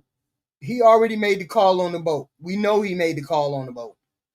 We already know that. we know this is a very classified, very closed door meeting, and that all we'll know will be if lawmakers exit that meeting and do what you saw the lawmaker do, which is sort of give a debrief to reporters. But could this turn into a larger inquiry in Congress? Well, it could certainly, Reed, depending on what answers they get from this briefing. We heard earlier today from the ranking member on the House side of the House Armed Services. We believe the fucking news. Who are we supposed to believe, Rickster? Who are we supposed to believe, Rickster? 1974? Are we supposed to believe this corrupt president that has lied every time he breathes? Are we supposed to believe your corrupt ass president? I don't understand. Y'all keep saying fake news, the mainstream media news. Who the fuck we supposed to listen to? If we listen to your corrupt president, we be in deep shit because he lie all the time. We believe in the mainstream media, and you can't lie your way out of this. Man, Genzi, stop it. I miss Joe Biden's sleepy motherfucking ass so much. Every day we swinging from one fucking wall to the next, trying not to get hurt by this president who wants to take us through his fucking mental gymnastics. And we just know every day is something different. We can't never come in here and we can't never wake up without wondering what the fuck is going on with our world because of this goddamn president. Man, I gotta say I miss Joe. I miss Joe Biden because damn, at least we didn't have to deal with this shit every day. Just corruption everywhere, incompetence everywhere, and then you got a whole group of army. You got a whole zombie army backing that shit up, even though that shit is wild. He got a whole zombie army backing up his incompetence and his bullshit every day. And they be coming full-chested with that shit too. Full-chested with it. Committee, Representative Smith tell us that he needs some answers before they know what to even investigate here. So a lot is riding on these briefings, and I'm waiting to see whether there are partisan interpretations of them. But it is notable, Reed, that there have been many times up here on Capitol Hill over the past few days that Republican lawmakers have been asked about their confidence in Pete Hegseth, and they have been saying he serves at the pleasure of the president. Not exactly a ringing endorsement there. So some room for some criticism, some skepticism, but we'll see what kind of answers they get to those questions, and that will inform what this probe looks like going forward, if at all. Wow. We'll let you get back to it. Caitlin Huey Burns on That's wild. That's wild. They be full-chested with the denial. They're full-chested with the support. It's crazy. Full-chested, y'all. full chested. Legislative session. The questions on the motion. All those in favor say aye. Aye. All opposed, no. The ayes appear to have it. The ayes do have it. The motion is agreed to. Mr. President, I move to proceed to executive session to consider calendar number 572. The questions on the motion. All those in favor say aye. Aye. All those opposed, no. The ayes appear to have it. The ayes do have it. The motion is agreed to. The clerk will report the nomination. Nomination, the Judiciary, William J. Crane of Louisiana to be United States District Judge for the Eastern District. Mr. President, I send a cloture motion to the desk. The clerk will report. Cloture motion, we, the undersigned senators, in accordance with the provisions of Rule 22 of the Standing Rules of the Senate, do hereby move to bring to a close debate on the nomination of William J. Crane of Louisiana to be United States District Judge for the Eastern District of Louisiana, signed by 17 senators as follows. Mr. President, I ask consent to reading the names be waived. Without objection. And I move to proceed to legislative session. The questions on the motion. All those in favor say aye. All those opposed, no. The ayes appear to have it. The ayes do have it. The motion is agreed to. Mr. President, I move to proceed to executive session to consider calendar number 573. The questions on the motion. All those in favor say aye. Aye. All those opposed, no. The ayes appear to have it. The ayes do have it. The motion is agreed to. The clerk will report the nomination. Nomination, the Judiciary, James D. Maxwell II of Mississippi to be United States District Judge for the Northern District.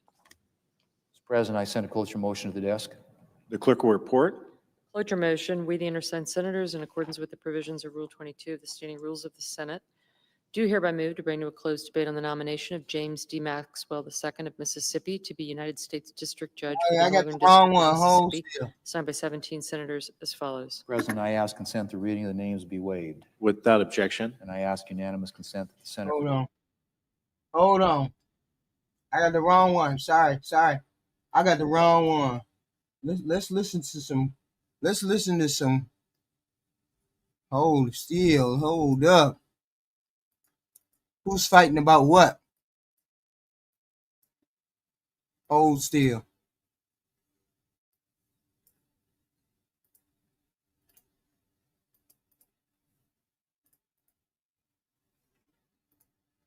Of an airstrike, whether way.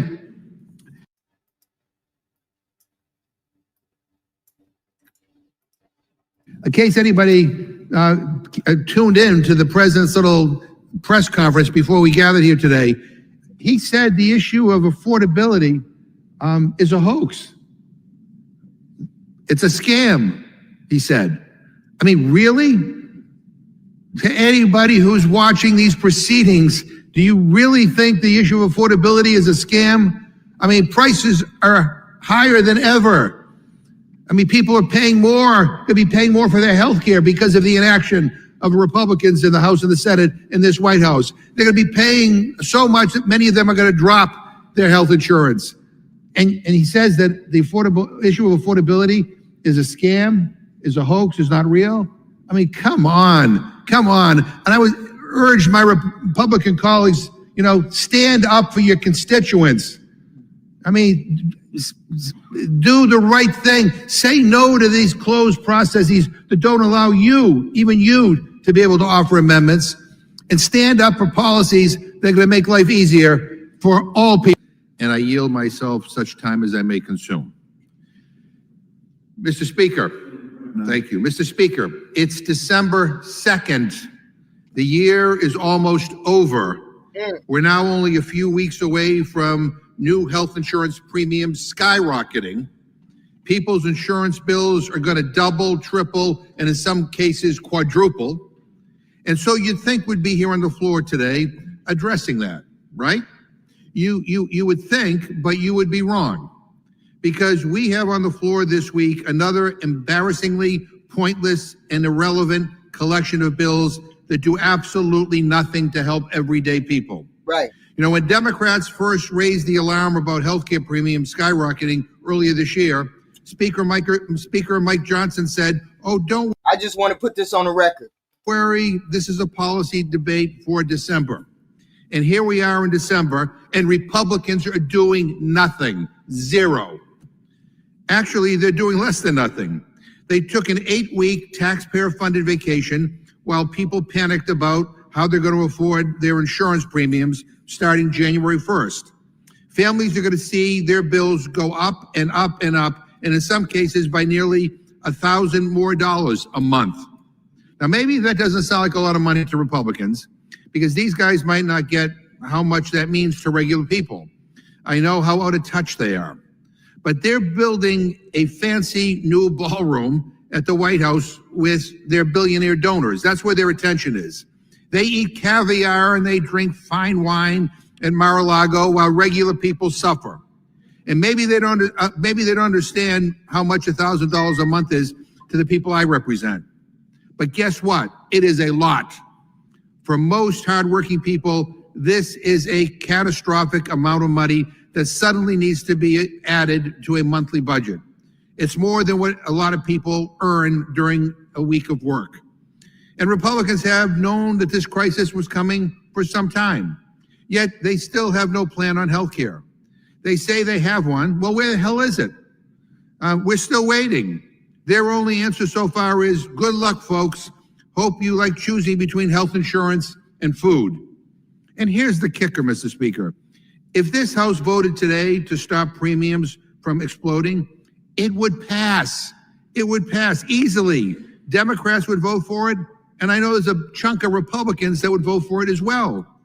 But the Republican leadership will not bring it up because they care more about tax breaks for billionaires than tax credits for working families. It is that simple. Now, don't even get me started about the bills Republicans are bringing to the floor this week.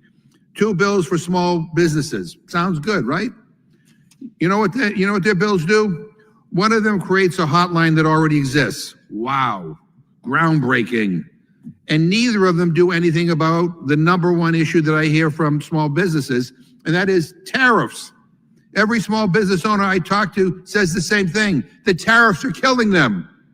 The tariffs are making prices skyrocket. The tariffs are slowing down business. But these guys don't care. They don't care. They just go along to get along. They don't want to tick Trump off. I guess my question is, if Republicans want to help small businesses, why are they blocking a vote to overturn the tariffs? Why have they refused to let Congress vote on the tariffs for months and months, even though it's our responsibility? What's up with that? After all, it's our responsibility. It is our job. And are they afraid that if it comes to the floor for a vote, that they will lose? And then we got a bunch of bills about protecting public schools. Give me a break. Give me a break. My sisters are public school teachers. I talk to parents and students all the time. You know what they tell me? Reduce class size, support teachers, make schools safer, fund education. But these guys are bringing up a bill about foreign infiltration in 3rd grade math class. I mean, are you kidding me? Is that a joke? They're so concerned about China funding our schools. Well, here's a novel idea. Why don't we have America fund our schools? Why isn't funding our schools a bigger priority in this Congress? There's a crazy idea from my Republican friends. You know, if you really care about public education, you know, let's be wind at the backs of our teachers in our schools. They don't even want to give kids free lunch. They want to have a fight about free lunch. They don't care about that. They don't care about that at all. So you can't even bring that up with them. You can't even bring that up with them because they have no answer for it. They just want to give tax cuts. But then again, our president is being sued because those tariffs is killing those people. The tariffs are killing the businesses. Looks like retail giant Costco is also feeling a dent in their pocket because of the Trump tariffs. Costco filed a lawsuit Friday seeking a full refund of the tariffs it has paid on imported goods if the Supreme Court declares them to be illegal. The complaint argues that President Trump misused a 1977 law in his move to implement tariffs.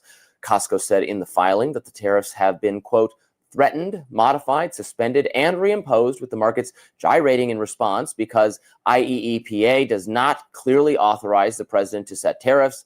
The challenged tariff orders cannot stand, and the defendants are not authorized to implement and collect them. Dozens of companies across industries have filed lawsuits to seek refund, including makeup giant Revlon, canned food. Oh, that's fucked up. That's fucked up. They want their money back. Trump and them fucked up. And if the Supreme Court rules that his tariffs are illegal, he is going to have to, this administration is going to have to pay these people back. It's going to be, this is going to be nuts.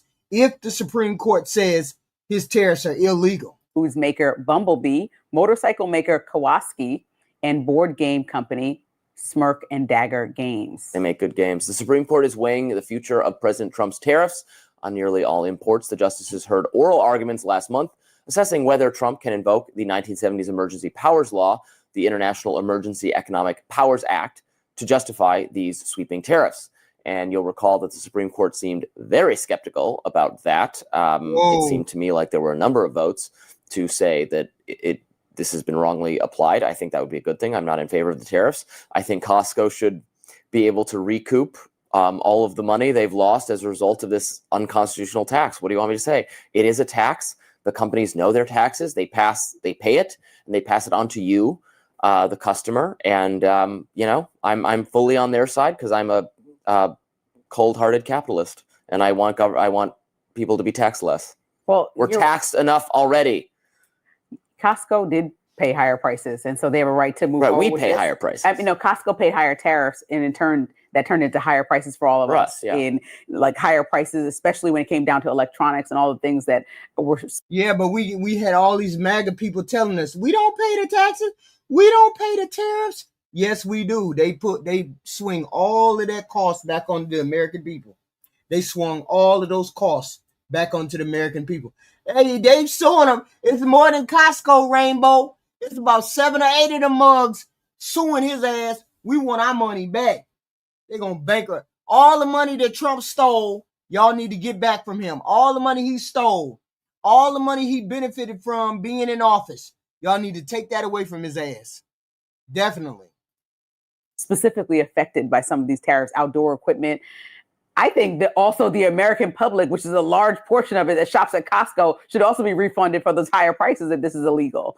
I think Costco's asking for this money, but now everyone else should get their money because President Trump is also simultaneously saying that he wants to give these tariff checks from all the money that people are getting. No, people just want to keep their money in their pocket. If you're giving us back the same money that you took from us because we paid more to get that TV, then it's just this is just foolish. Just weird weird redistribution that creates market inefficiency that is just a bad idea. Right. If these tariffs are ruled as illegal, this was just an illegal tax that we all paid and nobody's going to get their money back besides the companies that have the money to fight the government in court over a wrongdoing. So, I think like Costco is leading the charge on this, Revlon, some other people, but it's because they don't want to be the same big box companies that are able to provide fair prices that no longer can in a time when the economy is particularly tight for a lot of people. I mean, we talked about that in a variety of ways going into this holiday season. Like, yeah, people spent a lot on Black Friday, it hit record numbers, but they also bought way less. Yeah. That means things were just costing more. So when we look at the numbers and analyze data like that, we have to understand the overall plight of the average American right now. It's not that great. Do you shop at Costco? I do. But you know what? Because Colin, Kinsley, and I in the house, I find it wildly absurd the amount of things that we can get for just people that eat small meals. So we do, if it's like long lasting, we'll get from there. But most times it's just like way too much food. Like the chicken is like a 40 pack. Where are we going with that? It's just we only have we live in apartments. So there's only so much room. I like going there for the free samples. Oh, you just walk around sample to sample. Great. Kinsley and I like the pizza. You know how you can check out and there's like food out there. The pizza. Yeah, my fiance likes to shop there. I mostly shop at just the more. Like, what are you guys getting with just the two? Well, right. Costco? That's why it's ridiculous to do it. Like, do you get you can get big liquor if you're having a party? Yeah. Big liquor. Well, I did buy some wine from there, and it was actually we just ordered it because Costco does delivery. Oh no, I didn't know that. And I was like, there's no way this is economically efficient to do it this way, but it was free delivery and it cost just as much as it does at the grocery store. So I feel like we're doing a Costco commercial right now. I was surprised by Costco also was one of the companies that avoided the backlash from cutting DEI, going into a conversation I know that you love. A lot of people supported them, and They didn't cut DEI? They didn't cut DEI. Well, then I They're don't wanna shop adamantly there. again. Well, you should keep shopping there because they didn't cut DEI. They're doing really good. Their stock Gotta went up. cut it. And Target, I know you've seen the news, is failing miserably, unfortunately, because of some of the choices they made around. That's what Target get. Target made a commitment to the Black and brown community, and they ran off and forgot about their commitment by getting rid of DEI, X, Y, and Z. So now we got to forget about Target. Now they got to pay the price. Around DEI, a lot of people aren't supporting them anymore. So I think Costco, from suing Trump to keeping DEI, my type of place, I'll be up in there. We did get some getting all good. my We got some good lobster unnecessary tails goods. from there. So you do support them, and you support DEI, you support. No. Yeah, you like Costco. When you spend your dollar somewhere, you're supporting a company. I'm sorry to tell you, and all its policies. I don't engage in personal boycotts. I'd be too furious with everyone. I'd You have wouldn't to shop anywhere. make all my own food. Yeah. You should cook at home more. Well, I do cook it. No, I cook at home. Do I mostly you? cook at home. What type of stuff do you make? We make all the basics. A lot of meat and pastas and fish. I cook a lot of seafood now. I grill everything. Okay. I've started grilling absolutely everything. I've got a grill on my rooftop. I'm up there every night, baby. And Costco also sells grills, and they probably want their money back for those extra No, tariffs. I just use the one at the building. I don't have my own. Maybe next time, if we move into a house, I will get a grill of my own. I'll just fully transition to old man mode. I want a lawn. I want a grill. I want to, complain about, I don't know, the gutters or whatever. We got to get this party started. So when the weather warms up, Get it we're started. gonna do this. That does it for us on Rising Live. Thanks for watching, and look out for more exclusive YouTube content coming your way later today. And be sure to like, share, and subscribe. All right. We got the news for the day. That is the news. Get out the plantation, Democratic plantation. Sorry, Glenn Hand. You Republicans don't want us black people over there. That's why we're not over there in the Republican plantation, because you guys have let it be known that you don't like the black and brown people. So therefore, that we're not going over there. Okay? It is what it is. Don't make me feel guilty for being a Democrat. You don't want me to be a Republican. You don't want me to be over there. Y'all make it very well known that y'all don't want black and brown people over there. So why are you trying to shame me for being a Democrat? I don't understand. I don't understand. Why you trying to make me feel bad for being a Democrat when you tell us every day you don't want us black and brown people over there? What the hell wrong with you? You ain't following the script. You ain't following the Republican script, dude. Get them out of my country. Get them out of my country. You don't represent me. X, Y, and Z.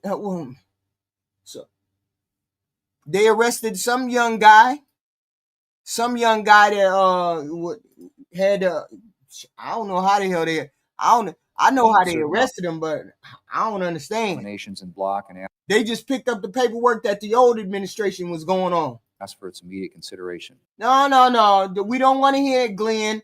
I done been over this with everybody else. The Republicans have made it very clear they don't want no black and brown people over there. So leave us alone and let us be over here in the Democrat plantation.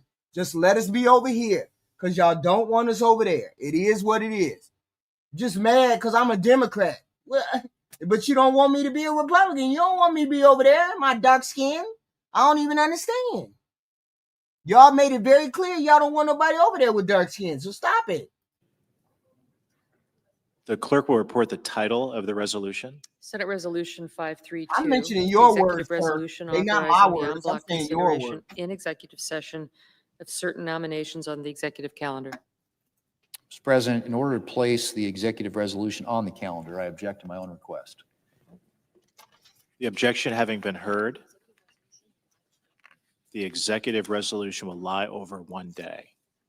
Mr. President, I ask unanimous consent that the Senate. Did you just say go to church? What? We just heard that minister. You didn't hear that minister say we can join his church. We black people can join his church as long as we don't act black, talk black, look black, behave black. You didn't hear that Republican minister say that? Oh, hell yeah. We accept all black people, except you can't bring your culture. You can't bring none of the thing that makes you you. That tells me you don't want black and brown people over there. That's your people. You ever heard of the the emails in which the young Republicans said that they if they wanted to see somebody run, they wanted to see Watermelon run, they go here and there or something crazy like that. What? These are your people saying they don't want black and brown people over there in the Republican Party. And y'all mad at me because I'm a Democrat? Just wild. Senate resume legislative session, be in a period of morning business with senators permitted to speak therein for up to 10 minutes each. Without objection. And I ask unanimous consent that the Senate proceed to the immediate consideration of H-Con Res 62, which was received from the House. The clerk will report. House Concurrent Resolution 62, authorizing the use of Emancipation Hall in the Capitol Visitor Center. We've heard a lot of Republicans say some wild shit. We've heard a lot of Republicans say some wild shit. No, that's all you, Glenn Hand. We hate the gays, we hate the brown, we hate the black, we hate the men in bathroom, we hate the trans, we hate the immigrants, we hate the Islam, we hate the Somalian. That's all we hear is hate, hate, hate, hate, hate. That's all we hear is hate, hate, hate. We hate the gays, we hate the trans, we hate boys in the bathroom, we hate the Muslims, we hate Mandani, we hate all that. Y'all come in here and crash out and say it every day. The first thing I hear from a Republican, y'all don't know what a woman is. Y'all got all these immigrants in here. Y'all need to get them all out. That ain't me saying that. That's the Republican Party people saying that. For an event to unveil the statue of Barbara Rose Johns. Without objection, the Senate will proceed. Mr. President, I ask unanimous consent that the resolution be agreed to and the motion to reconsider be considered made, laid upon the table with no intervening action or debate. Without objection. Mr. President, I ask unanimous consent the Senate proceed to the consideration of S-Res 531 submitted earlier today. The clerk will report. Senate Resolution 531, celebrating the 50th anniversary of the Individuals with Disabilities Education Act and so forth. Without objection, the Senate will proceed. Mr. President, I ask unanimous consent the resolution be agreed to, the preamble be agreed to, and the motion to reconsider be considered made and laid upon the table with no intervening action or debate. Without objection. Mr. President, I ask unanimous consent that when the Senate completes its business today, it stand in recess until 3 p.m. on Monday, December the 8th, that following the prayer and pledge, the journal proceedings be approved today at the time for the 2 leaders be reserved for their use later in the day, and the Senate be in a period of morning business with senators permitted to speak therein for up to 10 minutes each. Finally, notwithstanding Rule 22, the cloture motion with respect to Executive Calendar Number 571, Robert Chamberlain, ripen at 5:30 p.m. Without objection. Mr. President, if there's no further business to come before the Senate, I ask that it stand in recess under the previous order following the remarks of Senator Cassidy. Without objection.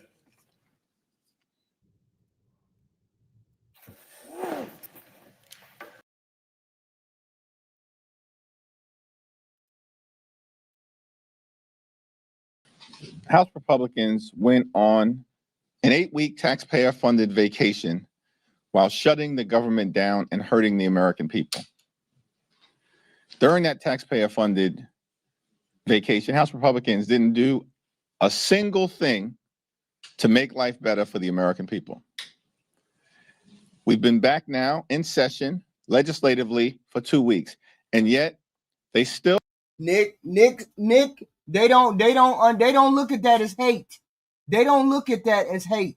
They don't look at that as hate against a whole group of people. They don't look at that saying Michelle Obama is Big Mike is hate. They don't look at that as hate.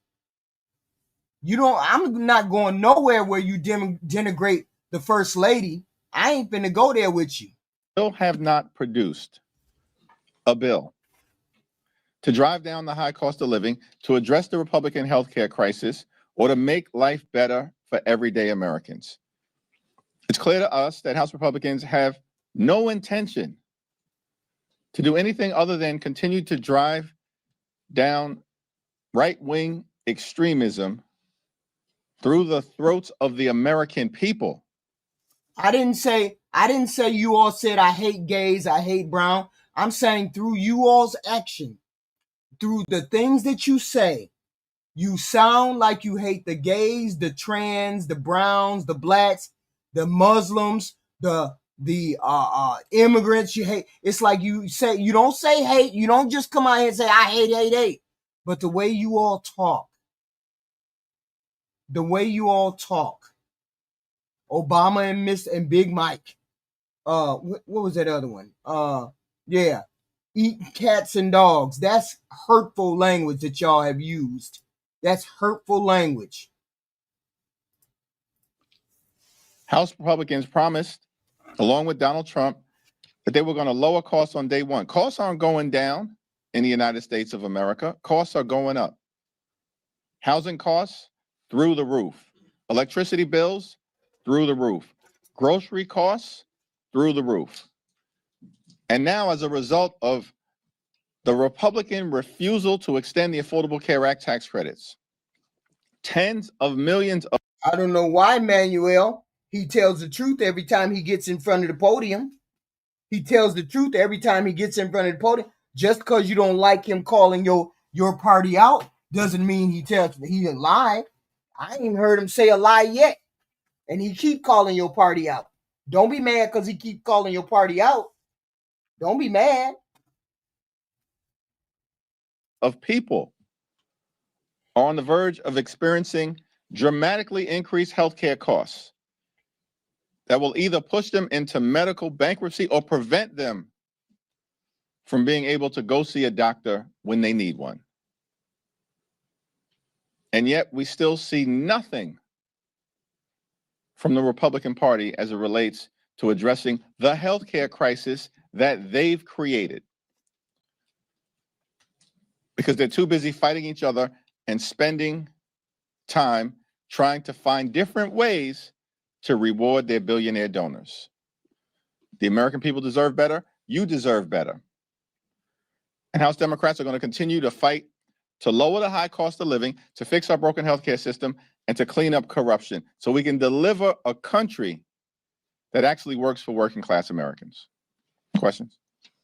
Good afternoon. Thank you. They had to pull this NIL bill on the House floor this week. Two things. Can you speak to what that means on an issue like that is seemingly bipartisan?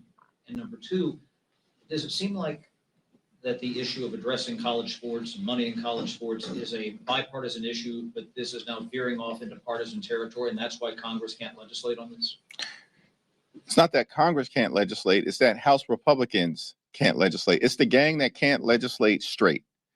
These are individuals who continue to take a my way or the highway approach.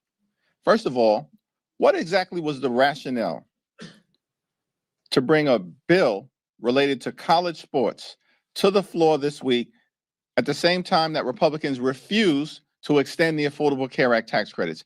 Shouldn't we put the health care of the American people first, particularly when the votes clearly don't even exist to bring the so-called SCORE Act to the floor? The question that a lot of people are asking this week related to the SCORE Act legislation is, who exactly directed Mike Johnson and Steve Scalise to bring this bill to the floor this week? Was it the big donors connected to LSU? That legislation would not have benefited college athletes. It would hurt college athletes. Take away the antitrust exemption. It would preempt the ability of states to actually pass legislation that promotes the health, the safety, and the well-being of their own college students. It would take away legal rights to seek redress. The organized labor unions across the country were strongly opposed because it undermined. Why y'all worried about who gave donations and who got donations? Why you worried about who got donations? We worried about the people that's on the tape. Long as Hakeem ain't on the tape, I don't give a damn who donated to Hakeem's motherfucking campaign. Y'all be focusing on the wrong thing. We care about who is on the tape. Stop worrying about who on the tape. We worried about those people. Epstein gave plenty of people money. It don't matter who he gave the money to. We want to know who on the tape. Y'all should be hollering about it. Y'all boy is on the tape. The ability of college athletes, it undermined their freedom to negotiate, took away collective bargaining rights.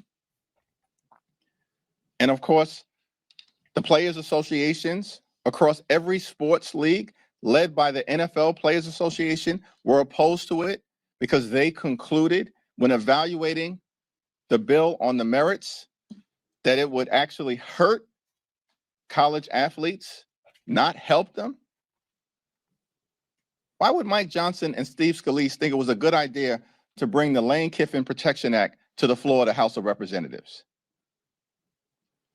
Legislation that would do nothing to benefit college athletes and everything to benefit coaches like Lane Kiffin, who got out of town, abandoned his players in the middle of a playoff run to go get $100 million contract from LSU, the home state of Mike Johnson and Steve Scalise. People are asking the question, why did you decide to bring this bill this week with all the other issues that the country is demanding that we focus on, led by the affordability crisis that they claim is a scam and a hoax, but that the American people know is very real?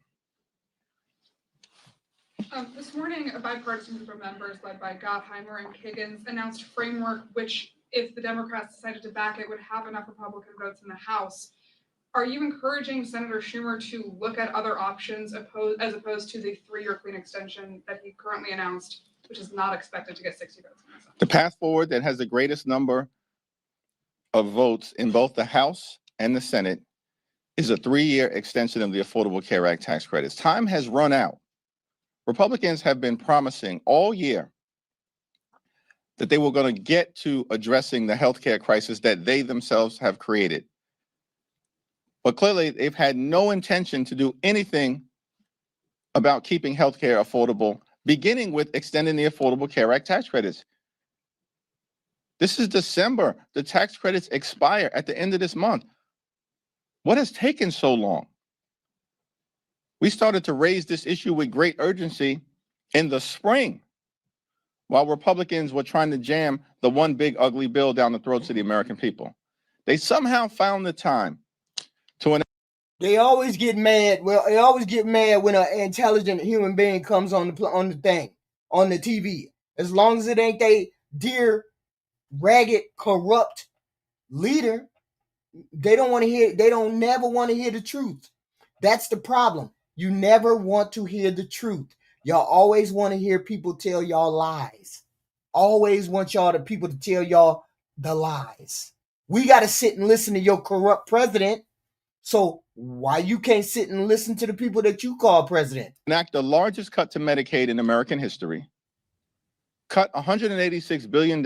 Nope, your president got us beat. Your president got us beat, and you ain't came up with one lie yet. So long as you ain't came up with one lie yet, don't talk about Democrats lying because you don't have any proof.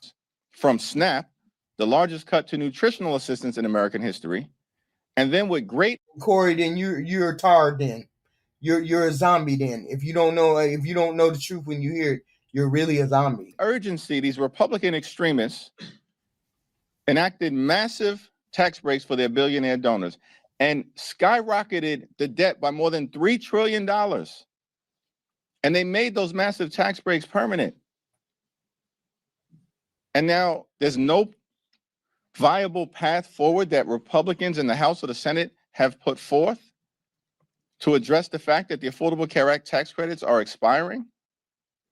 I mean, the time has long passed to do anything other than move forward with the legislation. Why y'all in there talking about food stamps? That's wild.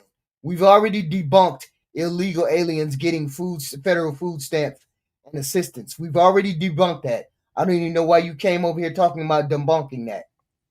That will be triggered by the discharge petition that House Democrats have filed that has every single House Democrat on it. No, a zombie because you believe everything the goofies on that side tell you. You're a zombie because you came over here and that's all you did was insult, and you haven't even heard a word of anybody saying Democrats lie, he lied. Who lied? Who's lying? I don't understand. And the only way you could come out your ass and say Democrats lie or he lies is because you believe the garbage that you get from the other side. This is the most milquetoast, boring ass man that is in the Senate. The most boring ass human being in the Senate. And yet he's corrupt. He X, Y, and Z. He X, Y, and Z. But yet Donald Trump ain't corrupt. Donald Trump is the best thing since sliced bread. You need stop it. Stop it. We don't live in zombie world with you. That's why we know you're lying. 214, which means all we need are 4 House Republicans out of 219. How the hell was he trying to keep power? And this is the first time he's ever been the House Speaker, the minority speaker. Y'all goofy. We only need 4 to join us. And we can get this legislation onto the floor and out of the House. Look at Robert Turner crashing out, y'all. Look at Robert Turner crashing out. He said, what lies have the Republicans said? What lies have the Republicans said? God. Thankful for the leadership that Chuck Schumer and Senate Democrats are showing in triggering an up or down vote on a 3-year extension in the Senate.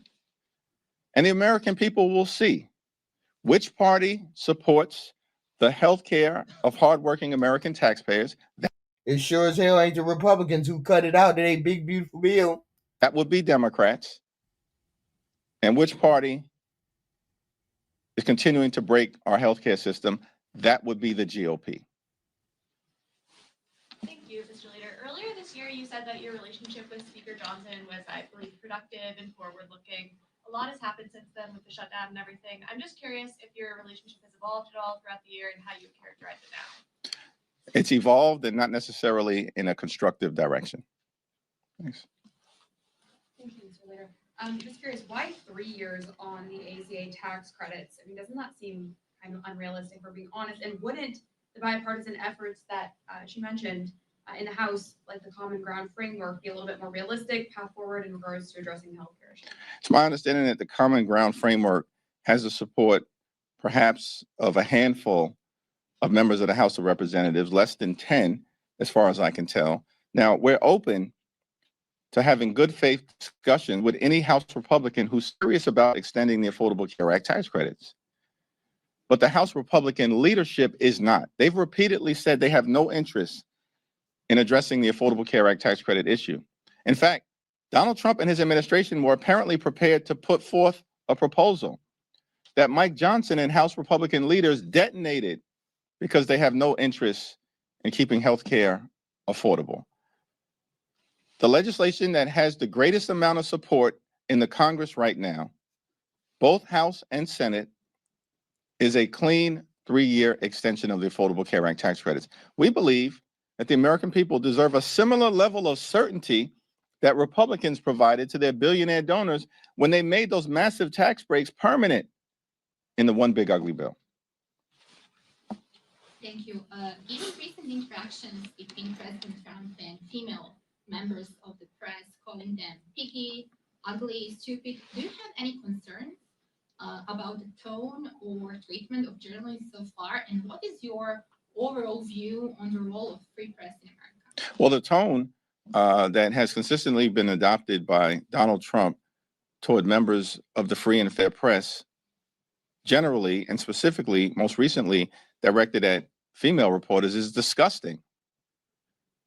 It's unbecoming of a president. It's unconscionable, unacceptable, and un-American. And this is part of the reason why Donald Trump's approval rating is at 36%. The American people know that Donald Trump and Republican control of the House and the Senate has been a disaster for them. And instead of actually focusing on the issues that matter, like driving down the high cost of living or fixing our broken healthcare system, continue to engage in personal attacks against folks, ad hominem assaults on the character of individuals who are just doing their jobs. Now, in our democracy, it's clear. We have a legislative branch, the House and the Senate, separate and co-equal. We're supposed to provide a check and balance on an out-of-control executive branch. James Madison, in fact, one of the original framers of the Constitution, said that at its best, Congress should be a rival to the executive branch. But that's not what Republicans have done. These people are not rivals. They are a reckless rubber stamp for Donald Trump's extreme agenda. Reckless rubber stamp. Yes, they are. Don't be mad at him because he's telling the truth. Don't be mad. We got the Article 2 executive branch. We got the Article 3 judiciary. But of course, connected to the fabric of our democracy. You didn't have to get Obamacare if you didn't want Obamacare. You just had to get insurance. You just had to get some insurance. It was up to you to get Obamacare. You should have got regular insurance then. Democracy is the free and fair press.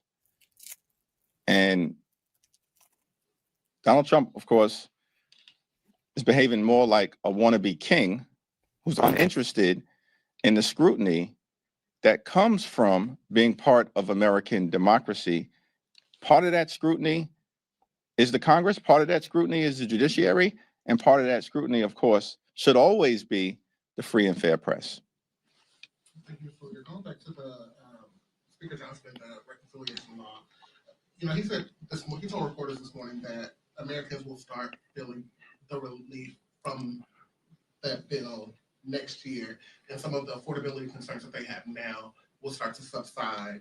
I know you've been critical of the Medicaid cuts, the SNAP cuts, but I'm curious how you and House Democrats will speak about some of those working class provisions that they point to, whether it's on tips, overtime, Social Security, auto loan, interest. How are you all thinking about speaking to the American people about those particular provisions that it seems will be core to the Republicans' message next year about affordability? Yeah, House Republicans have no issue as it relates to affordability. They believe that the affordability crisis in the country is a hoax and a scam. That's what their leader has said, Donald Trump. And that's what these MAGites believe. You got Dave and Dave Carlton. Y'all see Dave Carlton in the chat crashing out. Crashing out. Democrats is this, that, and the third. Crashing out for no reasons. None. Nobody said nothing to him. He's talking to himself, y'all. His name is Dave. He's crashing out. Look at him. Look at this simple shit right here. This is why we think y'all need some medication, you MAGAs. Who says he's both the president and the speaker at the same time. Donald Trump's words, not mine. They don't plan to address the high cost of living in this country because they don't even believe that it exists. Now, the interesting thing is that. Yes, I remember when you were fined for not getting insurance, not Obamacare. You could have got any kind of insurance that you wanted. You went and bought Obamacare. No, you didn't have to buy Obamacare. You just had to get some insurance. Okay?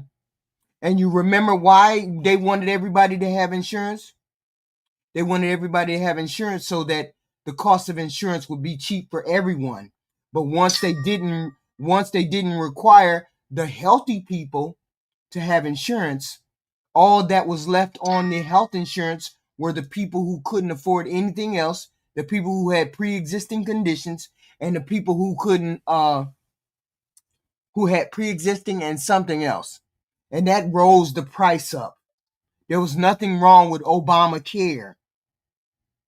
Just wild. Just speaking for no reason. I agree that the American people will continue to feel the impact of the one big ugly bill that Republicans jammed down. You all hit the like button. You know what it is. Please and thank you. We have content like this every day. Content and commentary as we watch the videos. Please and thank you. Hit the like, share, subscribe. Thank you. Down their throats. But it's going to be an adverse impact. Because Mad Rush, why is Obozo a slush fund for just Democrats? Not Republicans either? Mad, it ain't no slush fund for Republicans neither. It's just all Democrats, right? It's all Democrat. That's why we don't believe you. That's why you MAGAs are unserious. Because you come in here and say it's only the Democrats when it's both parties doing things together against the American people. So when you say it's only Democrats, we know that you're a MAGA and we know you don't know what you're talking about.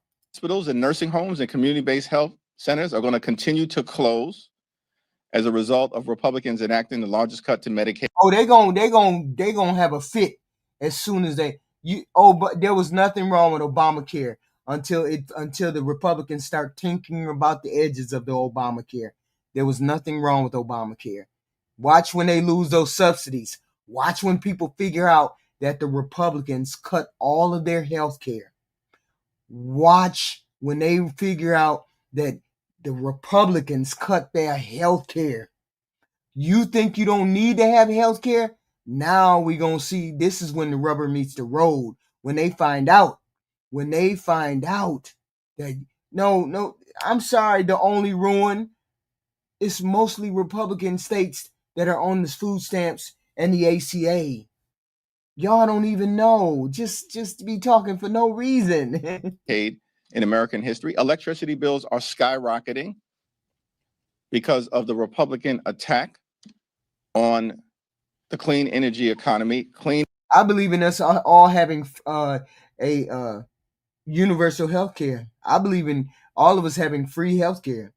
We send enough money overseas to Israel, to Egypt, to Argentina that we can afford to have free health care. But it is what it is. But most people don't want free health care to go to the poor black and brown people. That's why we can't have health care in this country. Because they don't want it to go to the poor black and brown people. Energy is cheaper energy, but they gutted those provisions of the tax code. Republicans did so they could reward big oil and their donors. But as a result, the American people are seeing their electricity bills skyrocket. And then, of course, if you rip $186 billion from SNAP, which Republicans did in their one big ugly bill, they're going to cause everyday Americans to go hungry. We're talking about 42 million people, 16 million children who are going to be hurt. Crashing out in my chat. They just crashing out in my chat. Oh, bozo, play the victim, get a job, free. They be crashing out in my chat. What Republicans did in their one big ugly bill. 8 million older Americans and over 1 million veterans who rely on SNAP. And so the adverse impact, the harm that Republicans have done to the American people, actually, we're just scratching the surface in terms of the hurt that everyday Americans will experience. And then we have the ongoing Trump tariffs, which of course in real time are increasing costs on the American people by thousands of dollars per year.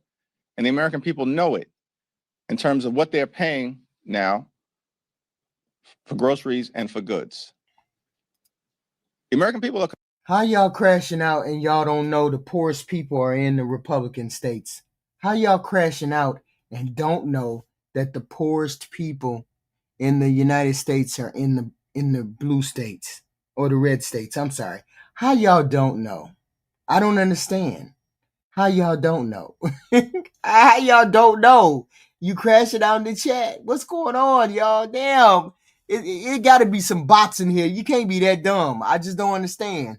Some people just can't be that dumb. There's no way these people are this dumb. I don't understand. Concerned about the fact that housing is totally out of control. Healthcare is totally out of control. Childcare is totally out of control. And Republicans have no plan to deal with any of it. Donald Trump is fighting with Marjorie Taylor Greene. Marjorie Taylor Greene is fighting with the House Republican Conference. Corey Mills is fighting with Nancy Mace. Nancy Mace is fighting with Mike Johnson. Mike Johnson is fighting with Elise Stefanik. Elise Stefanik is fighting with Lisa McClain. The whole thing is a mess. The 119th Congress has turned into a bad episode of Republicans Gone Wild. And here's the problem. Republicans are so busy fighting each other, they can't be bothered to fight for the American people. Big difference between us and them. House Democrats are going to continue to fight for you to drive down the high cost of living and to fix our broken healthcare system. Yep, you got it.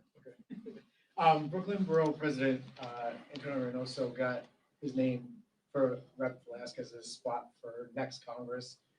He's a Brooklyn guy, you're a Brooklyn guy. Do you talk to him yet? And at what point do you start really focusing on 2026? Yeah, I have not had a conversation with Borough President Reynoso. I did note with great interest that he decided to jump in the race. He's a well-respected public servant. I have no plans to get involved in the 7th Congressional District race at this time or perhaps at any time. Two-pronged here. One, are we hearing on the possibility that, quite frankly, nothing is going to be on healthcare? I mean, is that kind of your operating assumption? And if so, are you basically, is this whole scenario proving you true from shutdown?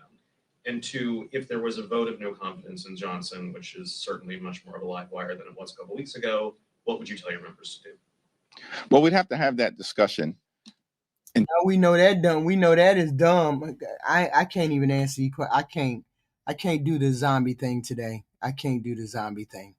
They don't know. They don't want us. They don't want to do any kind of thought process. I can't do the zombie thing. Y'all fight amongst In each terms of what House Democrats might do to the extent there is such a vote, but clearly nothing that the Speaker of the House has done over the last several months has endeared himself to Democrats in the Congress. Congresswoman Luna has filed a discharge petition earlier this week that would force a vote on the stock trading ban bill that Congressman Magazine or Congressman Roy have been working on. Do you anticipate supporting that, and would you anticipate Democrats probably supporting that? Well, we haven't had a caucus-wide conversation about the best path forward, but there's overwhelming support for the legislation to ban congressional stock trading. Right. It is long past time that is done. I think part of the challenge, again, is that Mike Johnson apparently said he's got zero interest in moving the legislation that is actually bipartisan, led by Chip Roy and Seth Magaziner.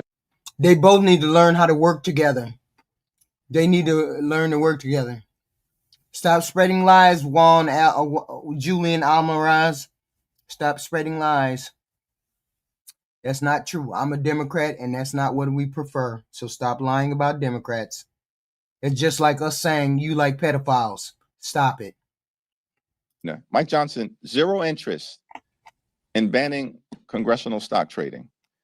So we'll evaluate the different vehicles moving forward. And I look forward to having a conversation with many of the stakeholders over the next few days into the early part of next week, including Seth and Pramila and Alex, as well as, of course, Joe Morelli, the top Democrat on the House Administration Committee, to figure out the best path forward. We want to clean up corruption. That's what I do, honest mechanic. That's what I do. Corruption in this institution, in the Supreme Court, and also as it relates to the administration. I think one of the challenges that some members have raised directly with me about the Anna Paulina Luna approach is that apparently she's unwilling to prohibit stock trading within the Trump administration. Unwilling to prohibit stock trading as it relates to Donald Trump, J.D. Vance, or cabinet secretaries like the Treasury Secretary. That's kind of extraordinary to me. Since Carlos, just like you guys won't condemn your president, who we know hangs out with pedophiles. Just like we know your president hung out with pedophiles. Just like that. Just like our Democrats don't give pedophiles harsh punishments, but our Democrats don't hang out with pedophiles. That's your president. That's your president. That's your president. That's your president. Since they have concentrated executive power, we definitely have to deal with the issue of members of Congress trading stock. It should be banned. But it also seems to many of us at the same period of time, there's got to be a path forward Yes. to banning stock trading Right. within the administration. Right. I think Donald Trump literally just purchased hundreds of thousands of dollars of stock Yep. in Warner Brothers Sure did. when his administration is in the middle of a merger review. Sure did. This is because the president is the corruptest president of our lifetime. That's why. How is that acceptable? That's corruption in plain sight. Of course it is. And it also, of course it is. But they're going to defend it because they're afraid of the president. They have no. See, this is what if we had people who did, if we had people in the Republican Party that did pushback against this president, it would be a good thing. It would be a real thing. But we don't have anybody in the Republican Party that is doing any pushback against what this president is doing. Nobody's saying anything about Hegseth and these kill shots. Everybody's defending. All the MAGA people are defending these kill shots. Defending it. Not saying anything is wrong with it. Not just defending it all. That's the last thing that we want. We need people who push back on presidents like this. We need people who push back on these kind of things that are happening in the White House. We need people who push back. And only your party, only the Republican Party can push back. But seeing as how you don't stand for anything, you don't want to push back on nothing, you just want the president to do what he wants to do. You want the president to get on TV and call somebody Miss Piggy. You want the president to get on TV and tell people that they trash and they garbage. Everything is okay. I mean, absolutely everything is okay. That's the whole point. The whole point is you don't stand for anything. If you're a Republican, you don't stand for anything. And we can't trust you to govern because you won't push back on this president. tax credits. Let's see what happens on the Senate floor next week. Thankful that Senate Democrats are bringing legislation that would extend the Affordable Care Act tax credits for 3 years. And we're going to continue. I love that free speech mercenary one. Y'all love that free speech mercenary one. You love it. But if I say Charlie Kirk was a piece of shit, y'all get mad. Y'all get mad. Charlie Kirk was a piece of shit. Y'all get mad. Continue to press our case in the House. Every single House Democrat on the same page.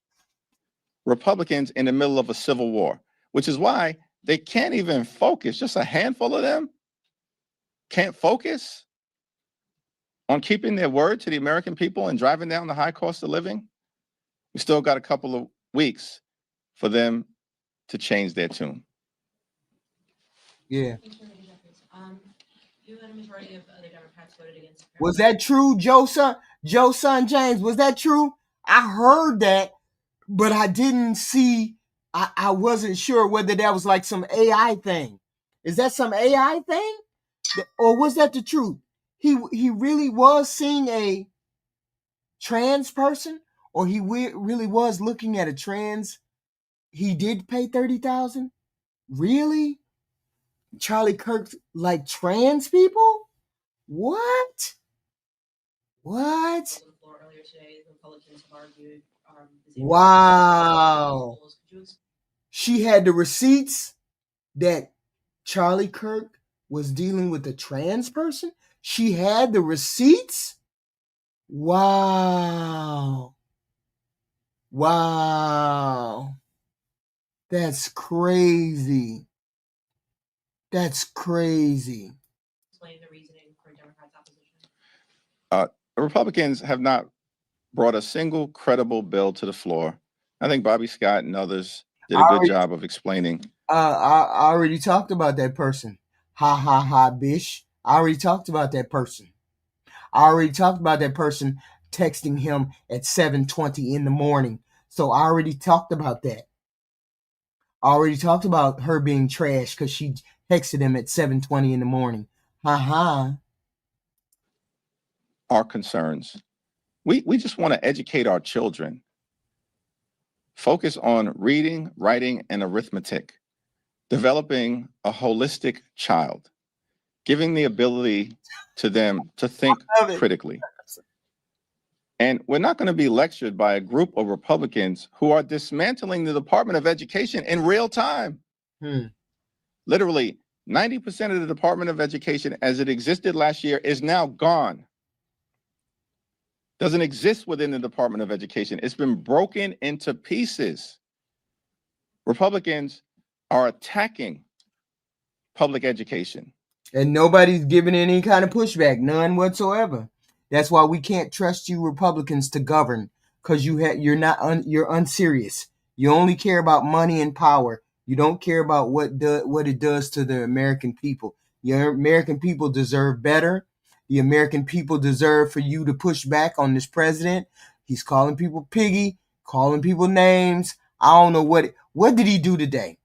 What bullshit did he pull off today? Because I'm sure he said some bullshit, did some bullshit today, just like he did some bullshit and some bullshit yesterday, and nobody had nothing to push back on him when he called those Somalian people trash and garbage. Had nothing to say about all those Somalian people that he called trash and garbage. That's why you Republicans are unserious, and you never know how to govern. Whenever we put you in charge of people, whenever we put you in charge of the country, you don't know how to govern. The only thing you do is hoard power and blame the Democrat. It's been a year since Biden has been anywhere near anything, and that's all you hear is somebody from the Republican Radical Party saying it was Joe Biden's fault. When is it just going to be Trump's fault? We'd love to know. I'd love to know. When is it going to be Trump's fault?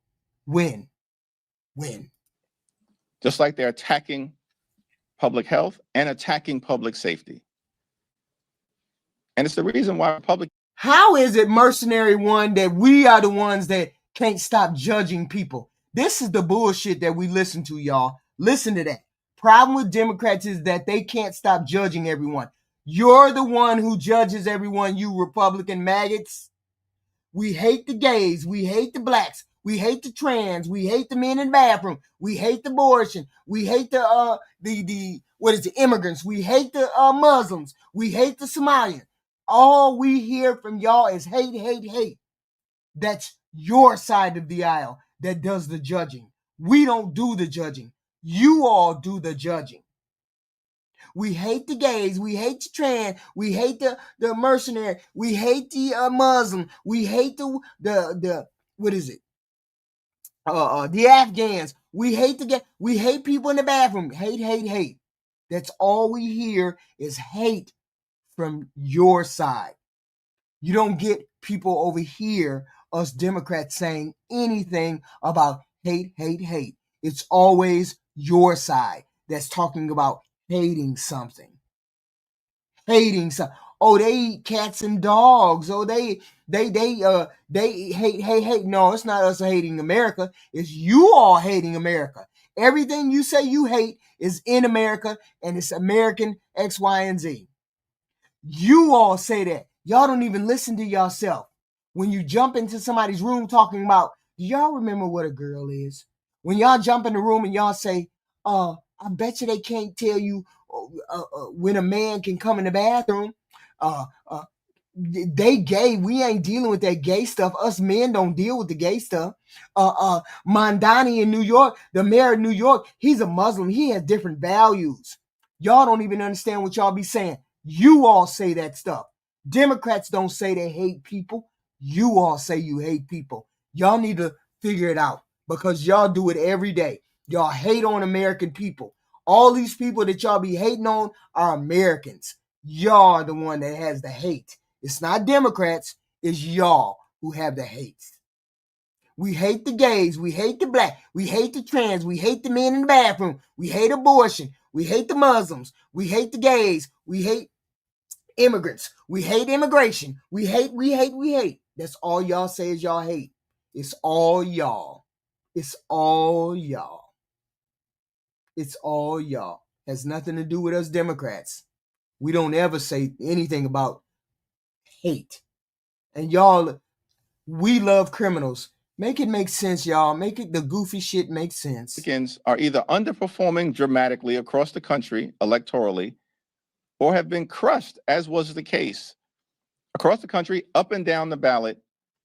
Everything. They hate DEI, hate blacks, hate whites, hate Hispanic, hate gays, hate trans, hate abortion, hate men in the bathroom, hate. That's all we hear. I'm telling you, this is a news flash for you MAGA people. That's all we Democrats hear is when you say you hate gays and trans and immigrants and Muslims and Mandani. That's all we hear is y'all say y'all hate. That's it. And you goofy anyway, Julianne Amaraz. I don't even know why you over there, but you goofy as hell. In the off-year elections in early November. The American people are through with these extremists. Done. Sure I am. Had enough. Sure I am. Just listen to the garbage that you be spewing. Sure I am. Sure I am. I'm full of I'm definitely that. I'm full of shit. Sure is. The extremists have gone too far. They've broken all of their promises. They spent the entire year rewarding their billionaire donors and trying to implement the most toxic parts of Project 2025, which is a difficult thing because the whole thing is toxic. That's goofy. Not one thing. You goofy, Kimmy Berry. Not one thing did I say that Democrats hate. Not one thing did we say we hated. Not one thing. Not one thing. And you can't point to it ever. You didn't hear me say shit about hating anything. That's all you Republicans. No, it ain't a matter of you disagreeing. We hear from y'all every day. We hear that y'all don't like gay people. Tell me I'm lying. The bulk of y'all don't like gay people. The bulk of y'all don't like trans people. Tell me I'm lying. Tell me I'm lying. Because that's the first thing that y'all come in the chat and say. Oh, what about those people in the bathroom? Then Mandani won the mayor in New York. Oh, yeah, he got a different philosophy than us. He don't think like we do. All that hate came from you Republicans. It wasn't us Democrats. Y'all need to take stock of yourselves. Y'all need to listen to what y'all be saying. Y'all hate the gays. We hate the trans. We hate the Muslim. We hate the immigrants. We hate all those brown people. We hate all those black people. We hate the abortion. We hate all that. All that. That's on you all side. All that. Tell me I'm lying. Anybody in here that's a Democrat besides me, put a 1 in the chat if that's all they do be hating. If that's all you hear them say is I hate X, Y, and Z, put a 1 in the chat. If you're a Democrat, might not be no Democrats in here, but if you're a Democrat and you understand what I'm saying, put a 1 in the chat because that's all they do is come over here and say I hate. Put a 1 in the chat. No, we don't need no 2. We need a 1. If I needed a 2, I would have asked for a 2. I said 1s. If you're a Democrat, we said if you're a Democrat, man, do you see the retardation? Do you see the retardation? Do you see the retardation? I said Democrats. Democrats put in the chat a 1. If every time you hit a chat, a Republican is talking about trans in the bathroom, gays. Do you know if it's a woman? Do you know if it's a man? Do you know Mandani is a immigrant? Mandani got different values. We don't like them immigrants. Put a 1 in the chat if you're a Democrat, and that's what you hear all the time. Put a 1 in the chat. Yeah, we can't stand my lies. We definitely can't stand my lies. Definitely. Definitely. Every time y'all go in the chat, it's all the hate. Ha, Bush. Are you the ha, Bish? Are you dumb? We looking for the 1s. We ain't looking for the 2s. We ain't looking for the 1s. We looking for the 2s. But they've been focused. And then that tells me it's not that many Democrats in here. Definitely. The rest of y'all are the maggots. On doing things that they know will harm the American people. Yeah, sure I sound ridiculous. Sure I do. We can pull up the tapes. Every time y'all hit anybody's chat, that's the first thing y'all say. Y'all like men in the bathroom, right? We don't want them immigrants in here. I don't. Haha, bitch. Do you understand? I love being outnumbered. I love being outnumbered. It's just like me standing on the roof and the zombies are on the ground. I love it. Crash out. 2, 10, 5, 8, 1. But the ones and the ones will always be the truth. It will always be the truth. And you know, when you come into a chat and when you start talking that cultural war shit, only your party comes into the chat talking about cultural war shit because you don't have anything to stand on as a Republican, because y'all don't have any policies. You don't help the middle class. You don't bring anything to the table that helps the middle class. I really need for you all to put in the chat what the big beautiful bill did for people who make between $30,000 and $150,000. I really need y'all to put that in the chat because I don't understand what's going on. In our view as Democrats, we're just going to continue to fight for a country where when you work hard and play by the rules, you should be able to live an affordable life, a comfortable life, live the good life. Good paying job, good housing, good health. I don't ever get upset, Pat Yeager. You can definitely believe that.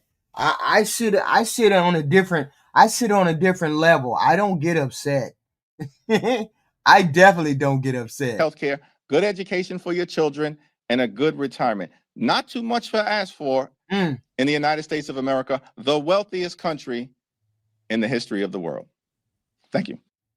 It is what it is. It is what it is. Yeah, I'm unhinged. I'm the one that's unhinged, but it is what it is. Please like, share, subscribe. Hate, share, subscribe, because a lot of y'all love to hate, share, and subscribe. Do your thing. Do your thing. I'll be back. Maybe. Who knows? If we have the articles of impeachment. We need the articles of impeachment to be addressed. So, let's see if those are going to be introduced today. If it is, I will be back. It would be amazing because these two clowns definitely need to be taken to task for the murderous things that they have done. Donald Trump and Hegseth. So let's hope those articles are introduced today. I will monitor it, do all those good things. Okay. Monitor it. Hopefully we see something. Oh, well, I don't have any powers of impeachment, but the Republicans do, specifically if they introduce it. Specifically if they introduce the power of impeachment. Specifically, Republican in the power of impeachment on that idiot you call the Department of War or the Department of Defense or Department of something that he in charge of. Somewhere that idiot is going to get impeached. I don't know, shit. Why don't you check it out? Apparently, they're going to introduce it for your friend, Hegseth. And I'll be there for it. But it is what it is. You can't impeach for having TDSF. I don't know whether Hegseth has TDSF, but I do know they can impeach him for murder. I do know that. Hit the like, share, subscribe button. We have this content every day. Please hit the like, share, subscribe, or hate, however you need to do it. Because you all love to hit the hate button. But it makes no difference because I will continue to speak out against this corrupt, very radical president and his minions, his incompetent minions. It is what it is. It's just a matter of another incompetency that we got to deal with. That's all. It's just another layer of incompetency that we have to deal with. Yeah, I'm crashing all right. No, I will see you all later. If anything happens, I will see you all later. Definitely will. Definitely will see you if anything happens.